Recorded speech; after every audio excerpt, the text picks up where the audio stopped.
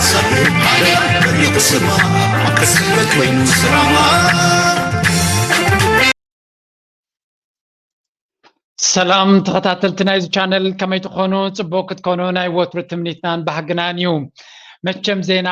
عوت هذا العالم إيرترا بكل منقدي بكل مداي بكل حيلي بكل وجن عوتنا خونتي تمتزلا أبتفلالي إيرتراويان تودادرتي نزا هاجر زيا زلا على كبري زلا على جرما زلا على شمن زنان زبوزلو كاب لبنا مسكنهم كم دريوم زلهم هنوك ملو برهان ቻምፒዮን ናይ ኣፍሪካ ኮይኑ እዛ ባንዴራ እዚኣ ካብ እቶም ኩሎም ነዛ ባንዴራ ሓንጊጦም ዝወፁ ብፍላይ ዓወት ናይ ከምዚ ኢሉ ባንዴሩ ሓንጊጡ ክትሪኦ ከለካ ናይ ብሓቂ ክብሪ ዝህበካ እዛ ባንዴራ እዚኣ ድማ ከምኡ ዓይነት ክብሪ ዝግባኣ እዩ ብዛዕባ እዚ ብሰፊሑ ኣብ ድሕሪት ክዛረብ ክፍትን እየ ናይ ብሓቂ ደስ ዘብል መድረክ ኢና ኣቲና ዘለና ካብኡ ብዘይፍለ እውን ኣብዚ ክንሪኦ ደልዮ ዘለኹ ብዙሕ ናይ ጂኦፖለቲካ ምንቅስቃሳት እንዲ ዘሎ ንኤርትራ ድማ ብኩሉ መዳይ ፅልዋ ዘለዎም ነገራት ክንርኢ ኢና ኣብዛ ቪድዮ እዚኣ ዕምቆት ዘለዎ ትንተና ብፍላይ ኤርትራ ምስ ግብፂ ምስ ሶማልያን ጌራቶ ዘላ ብዝተፈላለየ መንገዲ ክርእይዎ ፈቲኖም ኣለው ዝተፈላለዩ ዓይነት ስእሊ ይህብዎ ኣለው ገለገሊኦም ድማ ንሕማቅ ክትርጉምዎ ጀሚሮም ኣለው ወገን ኢትዮጵያ ሓውሲ ፅላለ እንድያ ይብሎም ዘሎ ንሱ ድሓን ንጎኒ ንግደፎ ብደረጃ ዓለም ከመይ ክረአ ይኽእል ካብ ኩሉ ድማ ኣሜሪካ ኣብዚ ቦታ እዚ እንታይ ግደ ክትፃወት እያ ክንርኢ ክንፍትን ኢና very crucial ኣርስቲ ክንርኢ ክንፍትን ኢና መጀመርያ ጉዳይ ናይ ኣሜሪካ ንምርዳእ ግን ብዓለም ደረጃ ክትሓስብ ክትክእል ኣለካ ናይ ኣሜሪካ ስትራቴጂ ኣብ ንእሽተይ ሃገር ኣብ ዞባ ዝምርኮስ ኣይኮነን ግሎባል ስትራቴጂ ዘለዎም ኣብ ውሽጢ ጌርካ እንተሪኢካዮ ጥራይ ድማ ክርዳእካ ዝኽእል so ኦባማ ድማ ሓደ ዘስደምም ነገር ገይሩሎ ንዑ እውን ክንርኢ ክንፍትን ኢና so let's start first በዚያ ምናልባት ዝበለፀ ትምህርቲ ክትባና ትኽእል በዚያ እስከንጀምር to understand is that I'm not sure people know that Haiti is the first free black republic in the world 223 years and because of that history because of defeating Napoleon and defeating the West it's been paying for that this is imperial backlash that's what we call it and so the past 20 years after the deposing of our president the US has complete control through the ኣብዚያ ጽቡቕ የርክርዳና ዘለዎ እዚ ሓበሬታ እዚ ናይ ብሓቂ ካብ ልቢ እየ ዘመስግን እዚ ቴክኖሎጂ ምህላው ነዚ ሓበሬታ እዚ ክንመሃሮ ብምኽኣልና ሃይቲ ትበሃል ሃገር ኣላ ኣብዚ ናይ ካሪቢያን ሃገራት ዝትርከብ እያ ዳርጋ ብምሉእ ህዝባ ፀሊም እዩ ካብቲ ኩሉ ኣብቲ ከባቢ ዘሎ ብፀለምቲ ዝቆመት ናይ መጀመርያ ናይ ፀሊም ሪፓብሊክ ዝኾነት ሃገር እያ እውን ትብለና ኣላ ሎሚ እዚ ሃይቲ ትበሃል ዘላ ተፈራሪሳ ዳርጋ ተዓኑ ዘላ ሃገር ገይሩ ምዕራባዊ ሚድያ ዝዛረበላ ዘሎ ስለምንታይ ከምኡ ኮይኑ ግን ዛዕባ እዚ ነዊሕ ግዜ ፕሬዚደንት ኢሳያስ ተዛሪብሉ ነይሩ ግን ፅኒሕና ንሪኢና ስለምንታይ ከምኡ ክኾን ኪኢሉ ናይቲ ኩሉ ዝገበሩ ኣብ ልዕሊ ፀዓዱ ቀዳሞት ዓወት ዘመዝገቡ ስለ ዝኾኑ ድሕሪ ኩሉ ከም ዝተርፉ ዝገብሮም ብኩሉ ሽርሒ ዝተሃረመት ሃገር እያ ኬንያ ኣብዚ እዋን እዚ ዓቢ ተራ ትፃወት ኣላ ኣብ ቀርኒ ኣፍሪካ very important ናን ኔቶ ሜምበር ወይ እውን ናን ኔቶ ሜምበር ዝብል ገለ ቅፅል ናይ ሴኪሪቲ ኣገዳሲት ሃገር ምዃኑ ኣሜሪካ ረኺሓታ ኣላ ስለዚ ነዚ ብኩሉ ክርዮ ብጂኦፖለቲካ ክርዮ ስለ ዝደልኹ እየ ስምዕዎ ግን መጀመርያ እንታይ ጋጢሙ UN apparatus and other minions, France and Canada, over Haitian politics. So by the time we get to Kenya's involvement in Haiti, what we have is the US had been wanting to have a military presence in Haiti for a very long time. They wanted a military base from the 1800s, but in 2022, when there were government protests against IMF, removal of subsidies against U.S. imperial meddling, constant imperial meddling. What ended up happening was that the U.S. wanted to find a force, a similar military force, to support its puppet that it had in place. Okay, እዚ ነገር እዚ ኣብ ምዕራባዊ ሚድያ ክትረኽቦ ይትኽእልኒ ኢኻ ቢኮዝ ነዚ ክትፈልጦ ይደልዩኻን እዮም ነዚ ክንፈልጦን ከነስተውዕለሉን ኣይደልዩናን እዮም ሃይቲ ኣብ ዝኾነ ቻነሎም ትቃፀል ዘላ ሃገር ትፈርስ ዘላ ሃገር ተስፋ ዘይብላ ሃገር ምዃና ልዕሊ ኩሉ ድማ ፀለምቲ ተስፋ ከም ዘይብሎም ባይ ደ ወይ right now ኣብ ኣሜሪካ ብብዝሒ ደቂ ሃይቲ ስደተኛታት ኮይኖም ይመፁ ኣለው እቶም ሪፓብሊካን ድማ ሓንሳብ ከልቢ ይበልዑ ሓንሳብ ድሚ ይበልዑ ሓንሳብ ዓድና ወሪሮም እናበሉ እዮም ክብሉ ዝውዕሉ ዘለው ናይ ዶናልድ ትራምፕን ናይ ናቱ መሻርክትን ስለምንታይ ግን እዞም ሃይቲ ደቂ ሃይቲ ብብዝሒ ናብ ኣሜሪካ ዝስደዱ ዘለው ምክንያቱ እቲ ናይ ዲፈንስ ሴክተር ወይ ከዓ እቲ ናይ ነታ ብድሕሪ መጋረጃ ንኣሜሪካ ዘመሓድር ዘሎ ሓይሊ ወታደራዊ መደበር ነታ ሃይቲ ከም ወታደራዊ መደበር ክጥቀመላ ስለ ዝደሊ ዘሎ ነቲ ህዝቢ ክሃድም ይገብሮ ኣሎ እግዚኣብሔር ኢና ነርና ኣብ ኤርትራ ኢና ነርና ኤርትራ መንእሰያታ ብዝተፈላለየ መንገዲ ከም ስደት ዝተገበረት ልክ ሃይቲ ከም ኣጋጢሞ ኣሎ መንእሰያታ ብብዝሒ ናብ ኣሜሪካ ኣብ ገለገሊኡ ክትሪእዎ ኢኹም እታ ካማላ ሃሪስ ነቲ ዶብ ከፊታ ከም ዝኣቱ ጌራቶም እዮም ዝብሉ እቶም ናይ ዶናልድ ትራምፕ ደገፍቲ ማለት እዩ እሱ ናብ ካልእ ንግደፎ እዛ ሃገር እዚኣ ግን ኢንቴንሽናሊ ደይ መደይ ተባሂላ ንክትፈርስ ትግበር ዘላ ሃገር እያ ስለምንታይ ግን ኣሜሪካ ከም ትገብር ዘላ እዚ ቦታ ዝሃይቲ ትበሃል ኣገዳስነት ዘለዎ ሃገር እያ ምክንያቱ ንቻይና ኣብ ኮንቴይን ምግባር ብፍላይ ናብ ላቲን ኣሜሪካ ብብዝሒ ቻይና እናመፀት ስለ ትመፅእ ዘላ ናብ ፓናማ ክትኣቱ ከላ ወንቡ ክትመፅእ ስለ ትኽእል ኣብቲ ቦታቲ ኮንቴይን ንክትገብራ ዓብዪ ወታደራዊ ቤዝ ክትገብር ስለ ትደሊ ዘላ ስለዚ ነቲ ሃይቲ ኣፈራሪሶም ንዖም ተገልግል ሃገር ካሃንፅኦም ዝፍትኑ ዘለዉ ሰራዊት ስለ ዘያክሎም ድማ ካብ ኬንያ ሰራዊት ይወስዱ ኣለዉ ኬንያ ድማ ኣብዚ ቦታ ሰራዊታ ናብኡ ትሰድድ ኣላ ሩቶ ድማ ብኣሜሪካ ከም ሓደ ፅቡቅ ወይ ኣገዳሲ መራሒ ተወሲዱ ኣሎ ብክልቲኡ መንገዲ ክንሪኦ ኢና ግብፂ ኣብ ጉዳይ ናይ እስራኤል ዓብ ተራ ትፃወት ኣላ ንብል ኣለና ጉዳይ ናይ እስራኤል ኣብ ዝኸደሉ ዘሎ ግብፂ ነቲ ነገር ኣብ ካልእ መኣዝን ከይሕዝ ወይ እውን እቲ ሃገራት ዓረብ ንክተሃዳድኣ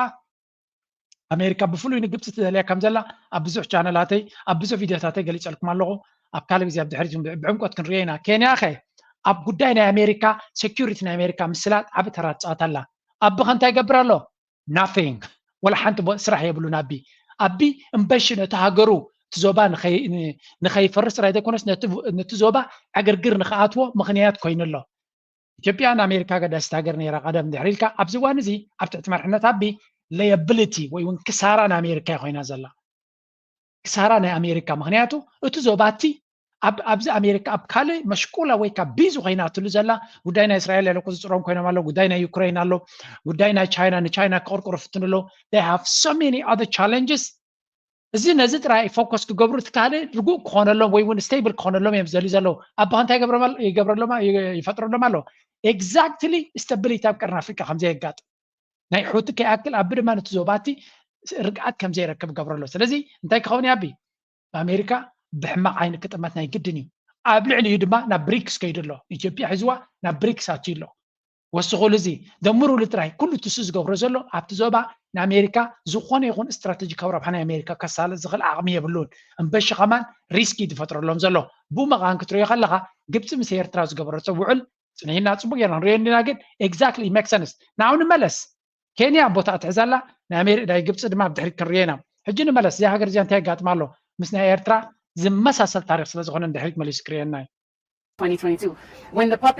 when the Security Council, when China and Russia refused sending a military force, saying this is not a civil war, there's no civil war going on in Haiti, the U.S. then settled for this multinational mission, which I have to remind people is not a UN mission. It's sanctioned by the UN, but it's a U.S. paid mission, which effectively means that the U.S. is paying mercenaries to go to Haiti to establish its military base. And so, in fact, the Kenyans are warm bodies for U.S. imperialism, warm bodies as the U.S. expand its physical presence in Haiti and establish a base as it prepares to go to war with China.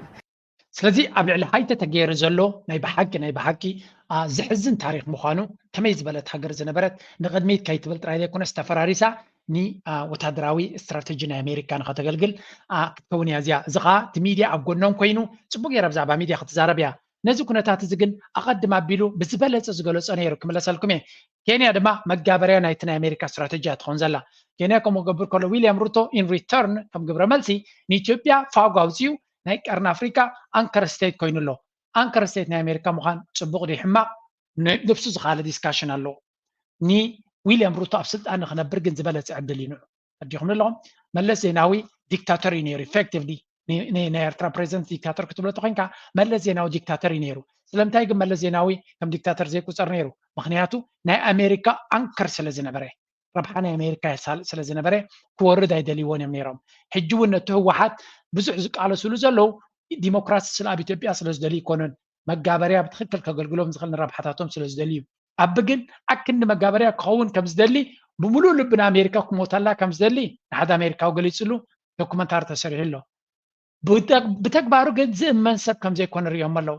ምስ ኣሜሪካ ኣለኹ እናበለ ናብ ብሪክስ ኣትዩ ኣሎ ብናቶም ዓይኒ እዚ እቲ ዝለዓለ ጥልመት እዩ ብሪክስ ማለት ንኣሜሪካ እቲ ዝዓበየ ሴኪሪቲ ብቁጠባ ይኹን ብካልእ ዝዓበየ ፕሮብለም ናቶም ፀገም ናቶም ቀንዲ ብድሆ ናቶም ብሪክስ እዩ ስለዚ ንኣሜሪካ ጠሊሙ ናብ ብሪክስ ከይዱ ዘሎ ኣቢ ስለዘይተጠዓመሎ እምበር ዕድል ክብዎ ከም ዘይክእሉ ፍሉጥ እዩ ብመሰረቱ ምስ ኤርትራ ዕርቂ ምስ ገበረ ጀሚሮም ብሕማቅ ዓይኒ ክጥምትዎ ናይ ኤርትራ ተዓዊቶምሉ ናይ ኤርትራ ግደፎ ኢሎሞ እቲ ብሪክስ ግን ስቲል ኣለዎ ስለዚ ኣብዚ እውን ምርዙሕ ፀገማት ኣለዉ ንግደፎ ሕጂ ኣብዚያ ስምዕዋ እስከ እዚያ How do you manage Africa? How do you manage these marginalized parts of the world you create conflict between Eritrea and Ethiopia, conflict here and there, internal conflicts, tribal, clan, ethnic, all sorts of conflicts are there. These are tools for intervention. If you don't bow, you are an authoritarian. سنتايلو كل جزية نهاجرات متتتاو نخدجبر تخدجبر لك عقرقر كتفتر لك كابتن هاجرات نهاي عليت عقرقر ديو نهاي ديمقراسي أنصار ديمقراسي عقرقر دي هاد جبرو نهاي بوليتيكاو عقرقر ديو نهاي هيمنوتاو عقرقر دي زو خونه يخون جاب كتفتر كتكلال لك إذا جاب زي عقرقر فتر كادما متتتاو نخدجبر بوليتيكا ناتك خطتاتو عدل هباكا إذا دما نزو كنتات إذا ترديكا كنكتوم تجمير كادما ديكتاتوريو ولك أملاقيو سمين كوريا أفريقيا يكبلو خلو كما خا راح تابكال عالم سلازي اللي يكون ويون أمريكا مس كما خا عينت مراحتك السرح سلازي تدلي يكون دس النابلات سرح ناتكا نترب حناتهم سلازي سالت أولم زلهم بر ديمقراطية سلازي جبر كاي كونن زيا قبل سنة صبوك يا رخت وناس زلانة أمريكا الديمقراطية نيجلك زارب خلو استراتيجي كورب حناتهم يسالت أولم ده يسالت أولم اتم رايحين عزق عمم دما اتزغافة شوكو أنا مراح مخانو جيروميم كأمن وظيفتنو ميديا بيدوم سلازخونه كله تتينك تانك دو قلدو بحال دما بناتهم سلاد زور إذن نجارزي بغليلو كمل لساينا نتات بلا زلا بزاق عنكو هردا سلازلوغي. What I don't understand is that Haiti is in the trade winds area, geographically located there. The U.S. wants to use that presence there not only to go against the leftist governments in Latin America, Venezuela, Nicaragua, and Cuba, but to also establish a place where its boats can go through Haiti, if it has a military presence there, go through the Panama Canal, and go hit China when the time comes. So كل زي العمازي أمريكا نزل لوا استراتيجي كورب حتاتيو أب لاتين أمريكا كلتا سلست هجرات اللوا بوليفيا زبالة نيكراغوا زبالة فنزويلا زبال زين هجراتياتن سأجمعوا ناي كومونيست عينة تحسس بازلوانن مش شاينا راشان دما انقوا زلوا زمدنا يجبر اللوا نتنا فنزويلا كنديك زي كعلوا فتينهم هيسلطوا من على نتهم كالوتهم كمو هجي نزيهم كونتين كجبرت خوينهم أبتبوتاتي تبغ زخنا حيل كلوا مالو هايتي دما نخوم يا تمريت زلا لازم هايتي شجر كم زلوا عقرقر كم زلوا بمنقد سكيورتي كونسل يو ان كاتو يدلين يرم تشاينا راشان قلنا هايتي اسخاتكم تفعروا زلهم دامبر ساقام يا بالله قدايم بعلم كفتحوا خليا ميلم اب سكيورتي كونسل مس اصوم امريكا بقلا ገንዘብ አውጥያ ነቲ ጉዳይቲ ሰራዊት ናይ ኬንያ ናይ ካልኦትን ዓስኪራ ክትቋፀሮ ትፍትና ኣላ እዚ ድማ ክርዳና ክኽላሎ ሃይትርሕቕ ስለ ዘላ ተሓኑ ዘላ ኣሜሪካ ድማ ንምትሓና ለይትን መዓልትን ትጎይ ዘላ እዩ ዝመስል ቅድሚ ክንደይ ዓመት ዝጀመረ እዚ ጉዳይ ናይ ሃይቲ ድማ እቲ ኩነታት ናይ ሃይቲ ካብ መጠን ንላዕሊ ዝሕዝን እዩ ብዛዕባ ሓዚንካ ንኸይትዕርያ ግን ኤግዛክት ስትራቴጂ ዝግበር ዘሎ ብካልእ መልክዕ ብኤርትራ ተፈቲኑ ዝነበረ ስለ ዝኾነ እዩ ኤርትራ እቲ ህዝባ ኣዝዩ መኪቱ ዕድል ስለዘይሃቦ እምበር ትሰንዓ ፎረም ተባሂሉ ዝግበር ዝነበረ ንመራሒ ናይ ሱዳንን ናይ የመንን ከምኡ ድማ መለስ ዜናውን ኣብ ሰንዓ ኣብ ኬንያ ተኣኪቦም ፅቡቕ ዝኾነ ሽርክነት ንኤርትራ ብኩሉ መንገዲ ጨቢጦም ትንፋስ ከምዘይትህበ ተሃገር ክገብርዋ ይትመደቦም ነይሩ እዚ ኩሉ እዚ ስትራቴጂ እዚ ወርክስ ከምዚ ገይሮም ክሰሪሖም ንሃገር ከፍርሱ ክእሉ እዮም ኣብ ኤርትራ ግን ኣይሰርሐን ፈሺሉ ኮምፕሊት በርዒኑ እዚ ድማ ኣብዚ ሕጂ ኤርትራ ወፂኣቶ ዘላ ዲፕሎማስያዊ ፀወታ ወይ ጂኦፖለቲካዊ ፀወታ ካብ ዜሮ ዝተበገሰ ከምዘይኮነ ምናልባት ናይ ኤርትራ ኣብ ግዜኡ ከምኡ ገይረ ይተንተን ኩሉን ክንድኡ ንቅሓት ኣይነበረን ኣብ ከምኡ ዓለም ድማ ይነበርኩን ኣነ ሎሚ ድማ ነቲ ኣብ ኤርትራ ዝወረደ ኤግዛክትሊ ብካልእ መልክዕ ኣብ ካልኦት ሃገራት ክወርድ ከሎ ክንመሃሮ ክንክእል ኣለና ምክንያቱ ተገምጢሉ ክመፀና ዝኽእል ስለ ዝኾነ ኤርትራ ስትራቴጂካዊ ረብሓ ናይ ተገልግልን እያ ክትበሃል ኣብ 50ታት ዝጀመረ ንፌደሬሽን ዝተወሰነላ ዝተበየነላ ኣንጻር ድሌት ህዝቢ ኤርትራ ንፌደሬሽን ክውሰነላ ከሎ ንረብሓ ኣሜሪካ ስለዘይ ተሳልጥ ዝነበረት እዩ ድሒሩ ድማ ኣብ 2000 ዘጋጠመ እውን ንረብሓ ኣሜሪካ ንስትራቴጂካዊ ረብሓ ኣሜሪካ ስለዘይ ትገብር እዚ ኩሉ መለስ ዜናዊ ከም መጋበርያ ኮይኑ ብሱዳንን ሰንዓን ክንደይ ነቲ መንግስትን ሃገርን ንኸፍርሱ ኩሉ ዝከኣል ተገይሩ ኣይሰርሐን ኤርትራ ድማ ጌም ኦቨር ብምባል ናይ ህወሓት ሓይሊ ተበንቂሱ ንመቐለ ከም ዝኸይድ ካብ መቐለ ድማ ኣውፈር ከሽከሽ ከም ዝብል ጌራቶላ ሶ ዲስ ኢዝ አ ቨሪ ኢምፖርታንት ማይልስቶን ካብ ሕጂ ንድሓር ድማ እቲ ዝቀያየር ዘሎ በዚ መቓን ክንሪኦ ኢና ድሕሪ ሕጂ ከምኡ ክመፀና ይኽእል ዶ ፎር ሹር ክመፅእ ይኽእል እዩ ግን ንኸይመፅእ ድማ ካልእ ስትራቴጂ ኣሎ ስለምንታይ ንኣብነት ኣብዚ ሓደ ዓብዪ ኢቨንት ኣሎ ሓደ ዓብዪ ኣጋጣሚ ተፈጢሩ ዘሎ እስከ ንርአዮ Russia's President Vladimir Putin has met with his Iranian counterpart, President Masoud Pezeshkian, for the first time. The two leaders held face-to-face talks at a regional summit in Turkmenistan, where they joined a number of heads of state from other Central Asian and Arab states. The Kremlin said the Russian and Iranian presidents discussed mutual relations as well as the situation in the Middle ዝርክብ እዚ ኣብ መንጎ ክልተ ኣገደስቲ ሃገራት እሞኻ ኣብ ኣገደሲ መድረክ ናይ ዓለምና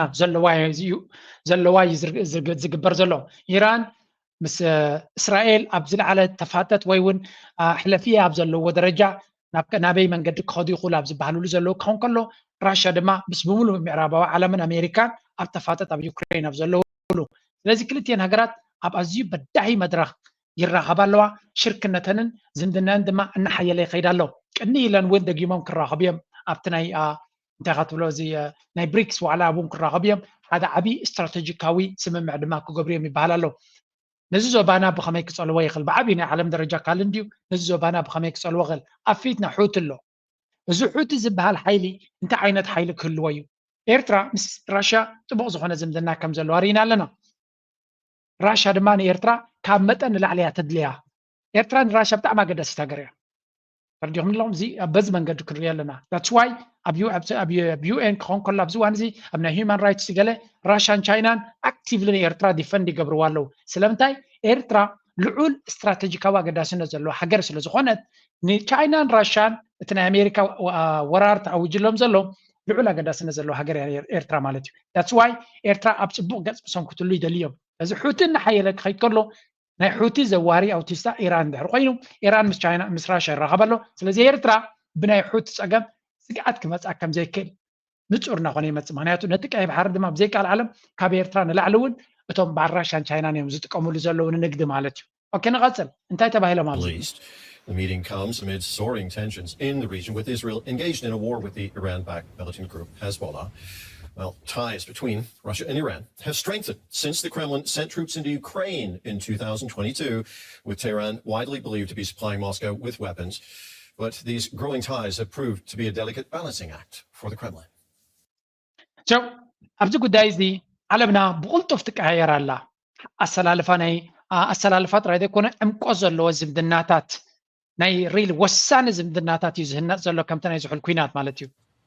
Russia and Iran, isolated by the West, the two countries are increasingly turning to each other for help.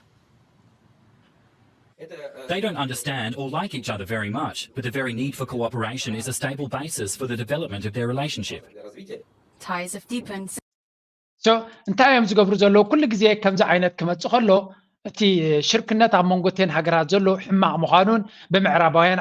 ዓለም ዝተነፀላ ትርጉም ዘይብለን ሃገራት ገይሮም ሌይበል ወይ ከዓ ክጥቅንዎ እዮም ዝፍትኑ እዚ ካ እንታይ እዩ ኣተኩሮ ወይ እውን ኣቓልቦ ናይ ሰባት ወላ ሓንቲ ጥቕሚ ከም ዘይብለን ነቲ ህዝቢ ብሬን ዎሽ ገብርዎ ስለ ዝፍትኑ ተሓቂ ግን ንስ ይኮነን ቁሩብ ግንፅል ምስ ኣበልካ ኢኻ ትረኽቦ listen now The Kremlin is profiting from the tensions in the region. The ongoing chaos in the Middle East is to Putin's benefit. He's not simply taking advantage of it, he's actually actively fueling it because it distracts Western attention from Ukraine. It erodes American credibility. And it also forces the United States and its partners to expand some of its most expensive weaponry. So, እንታይ እዮም ዝብሉ ዘለዉ ፑቲን ነዚ ኩናት ኣብ ማእከላይ ምብራቅ ዝግበር ዘሎ ንረብሑ ይጥቀመሉ ኣሎ ስለምንታይ ኣሜሪካ ብዓለም ደረጃ ትፅላእ ስለ ዘላ ፑቲን ይጥቀመሉ ኣሎ ነቲ ጉድለት ናቶም ነቲ ሕማቕ ናቶም ነቲ ክፍኣት ናቶም ጌጋ ትገብር ኣላ ኣሜሪካ ከ ንዝብሉ ፑቲን ይረብሓሉ ኣሎ ክሳዕ ክንደይ ነቲ ንሰብሲ ብሓንጎል ናይ ሰብ ክፃወቱ ከም ዝኽእሉ ኢኻ ትርእሲ ፑቲን ይጠቀመላ ኣሜሪካ ፅቡቕ እንተደሊ ጠጠው ዘይተብሎ ህዝቢ ቃዛ መቕታል ጠጠው ዘይተብሎ ትሽዑ ፑቲን ክንፀሎ ዲና ክንፈትዎ ናባና ይተርፍ እቲ ዝገብርዎ ዘሎ ዕንወት ጠጠው ዘይብሎ ድሕሪኡ ሰብ ምፈለጠ ሕማቕ ድዩ ኣይናይ ፅቡቕ ኣይናይ ሕማቕ but again ኣስተውዒልካ መኻት ከድሊ ኣብዚ እዋን እዚ Moscow is undoubtedly keeping a close eye on the Middle East. But at this point, it's unlikely Russia will spend any more resources in the region than it has to. So, ኣብዚ እዋን እዚ ንኢራን ወላ ሓንቲ ክትሕግዛ ይትኽእልኒ እያ ብዛዕባ ጉዳይ ናቶም ኣብ ኩናት ናይ ዩክሬን እትሕግዛ ዘላ ኢራንሲ ራሽያሲ ንኢራን ክትሕግዛ ይትኽእልኒ ኢሎም እዮም ዛረቡ ዘለዉ እዚ ካ እንታይ እዩ ንህዝቦም ንምቕሻሽ እዩ ራሽያ ንሰሜን ኮርያን ንኢራንን ዝለዓለ ሓገዝ ክትገብረለን ምዃና እዚ ኸ ንዓዓን ስለትፈቱ ወይ ስለትድንግፀለን ኣይኮነን ነቶም ፀላእቲ ናቶም ንክዳኸሙ ይገብራሎም ስለ ዘለዋ ሰሜን ኮርያ እትኾነ ኣሜሪካ እተን ወታደራዊ ዓቕምናተን ናብ ኤስያ ገጹ ንኽኸይድ ናብኡ ንኽደፍእ ዝገብሮ ዘሎ ሓይሊ ስለዚ ፑቲን ብጣዕሚ ንፖለቲካን ጂኦፖለቲካን ከም ዳማ ይፃወተሉ ዘሎ ባይደን ግን ሽሙን ሽማቡን ከማን ዝዝክር ኣይመስልን ኣብዚ እዋን እዚ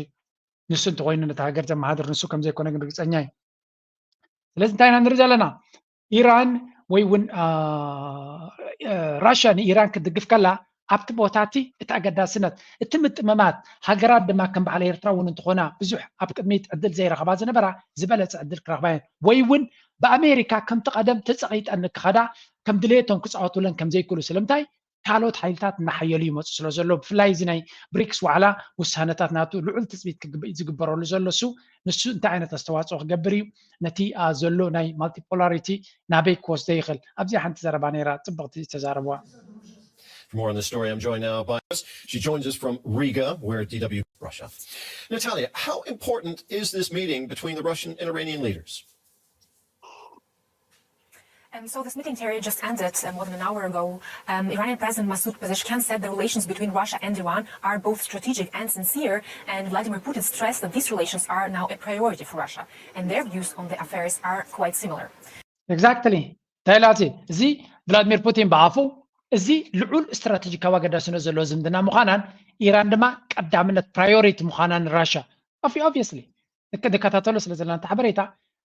قداينا إيران راشا لعولا قداسنا زلوي قداينا إيران نشاينا لعولا قداسنا زلوي سلمتاي هاجرات كم بعد شاينا كم بعد إيران كم بعد راشا تدخيما شاينا أغيلوا مالتيو كم بعد إيرترا مقابريا ويون كتاف أنت كم تقدم زقبر زنبرة استراتيجية كان إيرترا بعصوان بخبان كتدفعتو خينكا من يزخسر تشاينا يزخسر معناته أمريكا كانت بوتات ملو بولو انت تقوزازيراتو then they have no chance نابنت أبجبتلو أمريكا خطب لهم yes تشاينا دمال لابو لذي كاونتر كقبرو خليهم كم بعد إيرترا كم بعد السودان سوء إلى انترياتن أما أمريكا انتو خينا تشاينا will have a very difficult life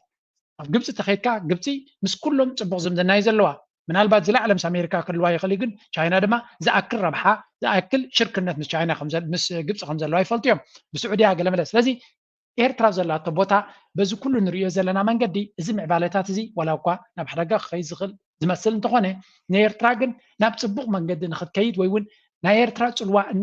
نعبي كيد أقدر سنة إيرترا نعبي نكيد لعل ترى زلوا في سامتاتنا نرزلنا نيرترا لما يكونوا زقبروا زلوا I know that حتى جن كابت كل زقبر زلوا positively تخسب زلا هاجر مخانة إيرترا فلت لنا لعلو خلو إيرترا أبت من قدا إذا تزلا ترى جاء نخد كيد حنقولا نفس سكيورتي ناخذ خلوجن ترى جاء نفس راح نخد تمت زخل كنا تاتيو معناته إيرترا بفلو عيننا أمريكا كتمت كم زي تخل أمريكا كومنت جرا دما كم زي واتساب زوان كم تقدم كم زي كونتات معناته إيرترا خيط هرما يكونتن إيرترا بزلا على خسر واخم زخلو سلازر دوم زلوا. The affairs are quite similar. Iranian president also accepted an invitation from his Russian counterpart to visit the country, and he in fact will be visiting it very soon in the end of the month. Okay, زي بسفيو أبكال كريا كنفتنينا بس كهجي أتوم نحن قال لك كفال نكتاتلهم زلنا أوروبا خن تايب للوس كنسمع أوروبا قداي كاسم وابزي. Activity and innovation between European companies and American and Chinese ones. Advanced technologies in particular have fallen behind the curve. Mario Draghi, the former head of the European Central Bank and one-time Italian Prime Minister, is to look at European industry and whether and how it can regain its competitive edge. A new report highlights a growing gap in both productivity and innovation between European companies and American and Chinese ones. Advanced زي أبتدقاقا من ريو زلانينا أوروبا كاب تشاينان كاب أمريكان إنها تحرت تمتسقم زلان أب كل تودر دما تودق كم زلان نزين مدحان دما بزح تبق صوتاتي قبر له تسرع دي يسرعن كالارسيو حتى جن حدا نصر كونكم زلو ميديان أوروبايزي again يمانج أجامن ليت معتن أوروبا تودق على يوم زملو زلو أنا سلز دلو خوب نخوتكو ويون سلز غني كونن قال سبات له ناسم عز موتسي نارايز موت ناسم عقبر ردي جلس بحاله قال يوم الله نزي فاكت نزي ريبورتس قبر زلو معربا ميديا أوروبا تودق على يلوك نقرا كايد اللينيو كعبتو يزدلي جن أبزي بطلو درجة خاصة لدبس هي زوانزي بر لو مس جمر يكون وتكتنا أوروبا كاب قدم يجمر كاب كتشعين شمنتن يكون من عطم أي عبيان استاقي غير ميرو كاب كوفي جميرو دمان تحت خيد جميرو قرب تلاقي دحر كوفيد دحان قوننا تبارد ما كيناتنا يوكرين أركيبلو كيناتنا يوكرين دما ناي مودة تا هرام يقين وزلو معناته ክልተ ባእታታት ነቲ ቁጠባ ናይ ኤውሮጳ ቤላ ገይሩ ዘንብሮ ነይሩ ሚኒስትር ጉዳያት ወፃኢ ናይ ኤውሮጳ ጆሴፍ ቦሬል ዝበለ እዩ ክልተ ባእታታት ሰለስተ ባእታታት ባ ቀዳማይ ባእታ ሕሱር ነዳድን ጋዝን ካብ ራሻ ዝመፅእ ዝነበረ እዩ ምንጪ ናይ ሃብቲ ናይ ኤውሮጳ ዝነበረ ኢሉ ኢንዱስትሪ ናይ ጀርመን ኣብይ ዝምርኮስ ነይሩ ካልኣይ ድማ ሰፊሕን ቀሊልን ዕዳጋ ናይ ቻይና እዩ ነይሩ ብሕሱር ትሰርሕ ተፍርካቡ ከምኡ ድማ ብኽቡር ክሸይ ትኽእል መዓት መክሰብ ትግሕጠሉ እዩ ነይሩ ክልቲኦም እዚኦም ጠፊኦም እዮም ሳልሳይ ድማ ኣሜሪካ ሰራዊት የድልየኩም እዩ ታንካ የድልየኩም እዩ ገንዘብኩም ተደልይኹም ኣብ ዌልፌር ግበርዎ ተደልይኹም ገለ ግበርዎ ብዛዕባ ወታደራዊ ናይ ትጨንቕ ኢላቶም ነይራ ሎም ግን ኣሜሪካ ሶሪ ኣነ ቻይና ቀዳምነተይ ብዛዕባኹም ግዜ የብለይን ክትብሎም ቀሪባ ኣላ ስለዚ ኣብ ሰለስቲኡ ፍሮንትስ ተሃሪሞም ኣለው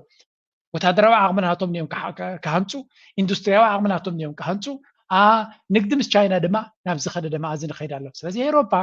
ማጂክ ኣይኮነን ወይ እውን ብፍሉይ ሓይሊ ይኮኑን ፅቡቅ ቁጠባ ነይርዎም ሰለስቲኡ እቲ ምንጪ ናይቲ ፅቡቅ ዕዳጋ ናቶም ሕማቕ ኣሎ ኣብ ልዕሊ መዓዝ ምክንያታት ወስኽ ህዝቢ እናኣረገ ይኸይድ ኣሎ መንእሰይ ከም ናይ ቀደም ፃዕረም ኣይኮነን ኣብ መንጎኦም ዘሎ ፍልልይ ኣሎ ቁጠባ ናቶም ፅቡቅ ስለዘየለ ብዙሕ ለውጢ ክገብሩሎም ገንዘብ ናቶም ኣክንዲ ናብ ምዕባለ ሪኢንቨስት ዝገብርዎ ኣብ ዩክሬን ክሰድዎ ክኽእሉሎም ግዴታ ስለ ዝኾነ እዚ ኩሉ እዚ ቫርያብል እዚ ፋክተር እዚ ምክንያታት እዚ ደርዲርካዮም ኤውሮጳ ፅባሕ እውን ወይ ዝመፅእ ዓመት ክመሓየሽ እዩ ገለገለ ኢልካ ትሓስብ ዘለካ ክትጥንቀቕ ክትክል ኣለካ ካብ ብሕጂ ፅቡቅ ዝኾነ ተሓሳስባ ክትሕዝ ክትክል ኣለካ ኤርትራ ሃገርካያ 5,000 ሒዝካ ዲኻ 10,000 ሒዝካ ዲኻ 20,000 ሒዝካ ዲኻ ብዘይገድስ ፕላንካ ከተሰላስል ጀምር ቪድዮ ምስ ተወደአት ወይ እውን ኣብ ካልእ ግዜ ናፃ ክትኮን ከላ ኣብ ኤርትራ እንታይ ክገብር ይኽእል ፅባሕ ንጎ ኢልካ ክትሓስብ ጀምር ምክንያቱ ኣብ ኤውሮጳ ከምቲ ቀደም ን50 ዓመት ከምዚ ሕጂ ዘለኻዮ ክትነብር ተሓስቦ ዘለካ እስና ገና ሃፕን ጥንቃቐ ከድልየካ እዩ ኣብ ልዕሊ ድማ ናይ ቴክኖሎጂ ፅልዋ ወስኸሉ Technologies in particular have fallen behind the curve. Mario Draghi, the former head of the European Central Bank and one-time Italian Prime Minister, in September outlined a proposal for some 800 billion euros in additional investment every year, a mix of public and private funding, more than half of which would go towards So ከም ንሪኦ ዘለና ከባቢ ካብ 750 ክሳብ 800 ቢልዮን ዶላር ከም ዘድልዮም ነቲ ኩነታት ብሓላፍነት ወሲዱ መፅናዕቲ ዝገበረ ማሪዮ ድራጊ ክኢላ ማለት እዩ ዝበሎ እዚ ስለዚ እቲ ክገብርዎ ዝኽእሉ ናብ ኤነርጂ ትራንዚሽን ጥራይ ካብቲ ነዳዲ ናይ ራሻ ናይ ገለ ንደልዮ ዝነበርና ወፂና ብሓምላይ ኤነርጂ ድዩ ብካልእ ብናይ ንፋስ ድዩ ብናይ ገለ ክንገብርቲ ኮይና 450 ቢልዮን ዶላር ኢንቨስት ክንገብር ኣለና ይብላ ኣሎ ከምኡ ድማ ኣብቲ ዲጂታል ዲፈረንስ ኢኖቬሽን ድማ 350 ቢልዮን ነዚ ገንዘብ እዚ ካበዮም ከምፅዎ ማእስዮም ክጅምርዎ ማእስ ክውዳእ ወላ እውን ሕራይ እንተኢሎም ምስና ኤውሮጳዊ ሕብረት ሸንኮለላ ኣሰራርሓ ናቶም ምናልባት እዚ ድሕሪ 10 ዓመት እንተተተግበረ ምስ ተተግበረ ድማ ዓለምና ሽዑ ኣበይ በፂሓ ኣላ ኣከራርሲ ክኸውን ስለዚ ኣገይን ሕማቕ ኣይምነን እየ ምጥንቃቕ ግን ዝመስልዎ የለን ሕጂ ናብ ኣሜሪካ ፖለቲካ ስግር ክንብል ኢና ኦባማ ዝበሃል ፕሬዚደንት ምናልባት ትፈልጥዎ ትኾኑ ኢኹም ለንቀነ ብሓደ ነገር ቫይራል ኮይኑ ኣሎ እንታይ እቲ ጉዳይ እስክንርአ Go ahead and just speak some truths, if you don't mind. Because my understanding, you know, because part of it makes me think, I'm speaking to men directly now, part of it makes me think that, well, you just aren't feeling the idea of having a woman as president. So, ባራክ ኦባማ ሓደ ካብቶም ማስተር ስፒከርስ ናይ ዘረባ ፍሉይ ክእለት ዘለዎም ናይ ዘረባ ፍሉይ ክእለት ስለ ዘለዎ ድማ ንሰብ ብምትላል ንህዝቢ ኣፍሪካ ሕማቕ ዝገበረ ህዝቢ ኣሜሪካ ፀሊም ኣሜሪካ ድማ ዝኾነ ይኹን ትርፊ ዘይረኸበሉ መራሒ ን8 ዓመት ኣመሓዲሩ ኣብ ኣፍሪካ ድማ ደም ጥራይ ገዲፉ ዝኸደ ዝኾነ ይኹን ለውጢ ዘየምፀ መራሒ እዩ ከም ኤርትራዊ ኮይንካ ክትሪኦ ከለካ ድማ ሓደ ካብቶም ዘሕዝኑ ታሪክ ኣብ ልዕሊ ህዝቢ ኤርትራ ዝፈፀመ እዩ ምክንያቱ እቲ ክልቲኡ ገዳ ኣብ ልዕሊ ኤርትራ ዝወረደ ኣብ ግዜ ምሕደራ ናትዩ ነይሩ ስለዚ እዚ ሰብ እዚ ከምዚ ኢሉ ፀለምቲ ኣሜሪካውያን ግን ንሕጂ እንታይ ኢሉ ለንቀነ ፀለምቲ ኣሜሪካውያን ደቂ ተባዕትዮ ማለት እዩ ስለምንታይ እዮም ንካማላ ሃሪስ ዘይመርፅዋ ዘለዉ ንዓ ዘይትመርፁ እንተኮይንኩም ድማ ፀገም ኣለኩም ብምባል ነቶም ፀለምቲ ብፍሉይ ክዛረቦም ወይ እውን ንዓታቶም ፃቕጢ ክገብረሎም ፈቲኑ ማለት እዩ እንተኾነ ፀገም ኦባማ ከም ናይ ቀደም ተቐባልነት የብሉን ኣብዚ እዋን እዚ ተቐባልነት የብሉን ጥራይካ ኣይኮነን ንሓንቲ ዘይብቃዕቱ ዝብልዋ ዘለዉ ሰብ በፍንጫ ምረፅዋ እዩ ዝብሎም ዘሎ ሕጂ እንታይ ኢሎም መሊሶም ልስምዑ እዚ ዝገብርዎ ዘሎ ካል ኣርስቲ እዩ ዋላ እቶም ኮንሰርቫቲቭስ መፍትቶም እዮም ረኺቦም Now, Xavier DeRousseau, a former BLM activist, and Anton Daniels, a YouTuber, content creator. Xavier, let's start with you. You say you were personally, after watching them, offended by Obama's comments? Absolutely. I mean, first of all, Obama's not as talented of a liar as he used to be. But quite frankly, my ancestors fought way too hard for me to have the ability to learn how to read. Just for Obama to expect me to be so uneducated, to think that I would vote for Kamala Harris simply because she claims to be a black woman. And I mean, if people want to stop having Kamala Harris be called a DEI hire, maybe he should stop trying to remind us of her demographic every 5 minutes. So እንታይ ዝብል ዘሎ ኦባማ ከም ኩልና ንፈልጦ ሓደ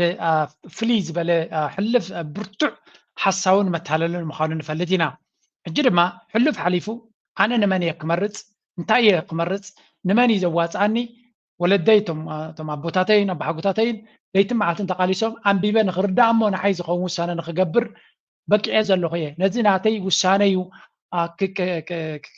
ክነፅግ ዝፍትን ዘሎ ኢሎም እዮም መብዛሕትኦም ፀለምቲ ድማ ብዙሕ ብርቱዕ ዝኾነ ግብረ መልሲ እዮም ሂቦም ኦባማ ምክንያቱ መን እዩ ንሱ ማስ ወናኒና ኮንካ ስኻ ወይ እውን ማስ ኣመሓዳር ናትና ኮንካ ድሓርካ ስለምንታይ ንፀለምቲ ደቂ ተባዕትዮ ጥራይ ከምኡ ዝብሉ ንካልኦት ዓሌታት ከምኡ ዘይብልዎም ምክንያቱ እዞም ፀለምቲ እቶም ዴሞክራትስ ከምንታይ ገይሮም ከም ትሑዛት ገይሮም እዮም ወሲዶሞ ኦባማ መፅኡ ወስዶም ጆ ባይደን መፅኡ ወስዶም ገለመለ ወላ ሓንቲ ካ እዮም ዘይረኽቡ ስለዚ እቲ ጓል ስለ ዝኾነት ኢኻ ክትመርፃ ኣይደለኻን ገለገለ ትብለና ዘለኻ ጓል ስለ ዝኾነት ካ ክመርፃ ይንደልና ኢሎሞ ብቃዕቲ እቲ ኮይና ኢና ክመርፃ ንኽእል እምበር ጓል ዲ ወዲ ብፅኦቱ ጥራይ ክመርፆ ይንኽእል ኢና እዚኻ ዲኢኣይ ይብልዎ እዚ ዳይቨርሲቲ ኤኩቲ ንድ ብላብላ ዝብልዎ ከምዚ ንሰብሲ ብብቃዕቱ ዘይኮነሲ ኣብዛ ስራሕ እዚያሲ 4 ደቂ ኣንስትዮ 4 ደቂ ተባዕትዮ ክንገብሮም ኣለና ብምባል ብቁፅሪ ክትእቱ ተጀሚርካ እቲ ሃገር ከም ቆልቆል እዩ እቲ ካምፓኒ ድማ ከም ቆልቆል እዩ ምክንያቱ ኣብታ ስራሕ 7 ቡቅዓት ደቂ ኣንስትዮ ዘድልያካ እንተኮይነን 7 ኢኻ ክትእቱ ዘለካ ናይ ግድን ኣይኮንከን 4 ወዳት ክትእቱ ዘለካ ነቲ 4 ብ4 ክትመልኦ ናብቲ ስራሕ ውፅኢት ከምፅኡ ዝኽእሉ ሰራሕተኛታት ክትክል ኣለካ ስለዚ ብሓፈሻ እዚ ናይ ዲኢኣይ ዝብልዎ ዘለዉ ድማ ብተደጋጋሚ ዘጋጠመ ኣብ ብዙሓት ካምፓኒታት ድማ ሽግር ዝፈጥር ዘሎ እዩ ነዚያ ሰብ እዚኣ ድማ ጓል ኣንስተይቲ ስለ ዝኾነት ክመርፃ ይንደልና ተድልየና እንተኮይና ንዕላማና ተገልግል ተኮይና ወይ እውን ንረብሓና ተገልግል ተኮይና ኢና ክመርፃ ፀላም ስለ ዝኾነት ወይ እውን ጓል ስለ ዝኾነት ምረፃ ኢልካ ንደቂ ተባዕትዮ ኣፈላለኻ ምህራም ግን ጌጋ እናበሉ እዮም ዝምልሱ Black men not supporting Kamala has nothing to do with her being a woman. It has everything to do with her lack of accomplishments over the last 1,359 days. Well, Anton, I'm watching this and I'm thinking to myself, the shtick is kind of worn thin with Obama, you know. How you doing, Pittsburgh? You know, that whole, it just seems very 2002 or 3, I mean 2008 I should say. Right? It doesn't quite have the same appeal as megastar-ish as he is. You know, it's a Hail Mary pass considering that we did vote him in based off of identity politics. And I'm not saying that all is bad because he did do some things that I didn't necessarily disagree with that Trump absolutely did better than him. But at the same time, I felt that it was incredibly disrespectful because he's making the assumption that we're not educated enough to lead our families, to look at the policies, to understand exactly what's going on with immigration. And we're supposed to overlook everything that they did over the last 3.5 years that was not in our favor. And when I say our, I'm talking about the American people, let alone men, let alone black men. And we're supposed to vote for her because of some misogynistic reason that's made up. And instead, we've learned how to educate ourselves, and now they've sent their Messiah back to rein us in and bring us back into the Democratic plan. So, እንታይ እዮም ናይ ብሓቂ እዮም ንኦባማ ዝገበሩ And most men that I've spoken with have said that it's absolutely disrespectful and we're done with Obama. So, ኦባማ ብህዝቢ ፀለምቲ ብጣዕሚ እዩ ኣሉታዊ ስእሊ ዘጋጥሞ ዘሎ ኩሉ ነገር እታ ከመላ ሃሪስ ብቃዕቲ ከም ዘይኮነት ከም ኤርትራ ኮንካ ክትሪኦ ከለካ ድማ ናይ ብሓቂ ክትምረፅ ዘይብላ ሰብ ገይረ እየ ዝሪኣነ ምክንያቱ ኣብ ትሕቲ ባይደን ኮይና ኩሉ እዚ ኣብ ዓለምና ዘጋጥም ዘሎ ዕንወት ንሳቶም እዮም ዝመርሕዎ ዘለዉ ባይደወይ ባይደን ከም ዝትሪእዎ ዘለኹም ክዛረብ ከሎ ዝጋገ ሰብ እዩ ዓቕሚ እንተዝህልዋ ነይሩ ልዕልዩ ከተመሓድር ምኻለት ኣብዚ እዋን እዚ ካብኡ ግን ተዓምቕሳ ስለዚ ነዚኣ ተወሳኺ 4 ዓመት መሃብ I don't think ዝኾነ ይኹን ውፅኢት ከምፅእ ዝኽእል እንትርፎ ዕንወትን ክሳራን ከም ኤርትራዊ ኮንካ ክትሪኦ ከለካ ድማ እቲ ፖሊሲ ናይ ባይደን ብዘይ ዝኾነ ይኹን ገዳ ብርእሲ ገዳ ዝቐፅል ዘሎ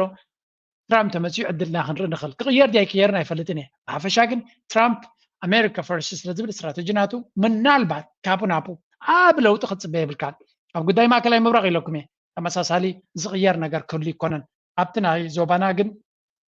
ገለገለ ዝቀያየር ክህሉ ከም ዝኽእል ኮይኑ ይስማዓካ ስለዚ ዶናልድ ትራምፕ ንክመፅእ እቶም ኣሜሪካ ዘለኹም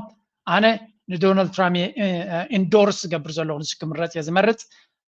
مس ريباب مزوم ديمقراطي زبالو قص أمن لمتماصو من كريو ما يدلني من البات مسجزية تلويتهم بوليسناتهم كيرون كما تقولوا سدرايقنا يكونن قبر صدو ماونات إذا سيد أنا وكايدا نقول عدو قلدو دبلو كل كايدا بوتو عب ديمقراطي سيزلو نساتهم يمنعو زدفولو أجندا ناتهم ناتيو زخونه يكون كالي صبغ نجار بوليس كجبر إيرانيا انترفع أجرجر كويناتنا يوكرين سب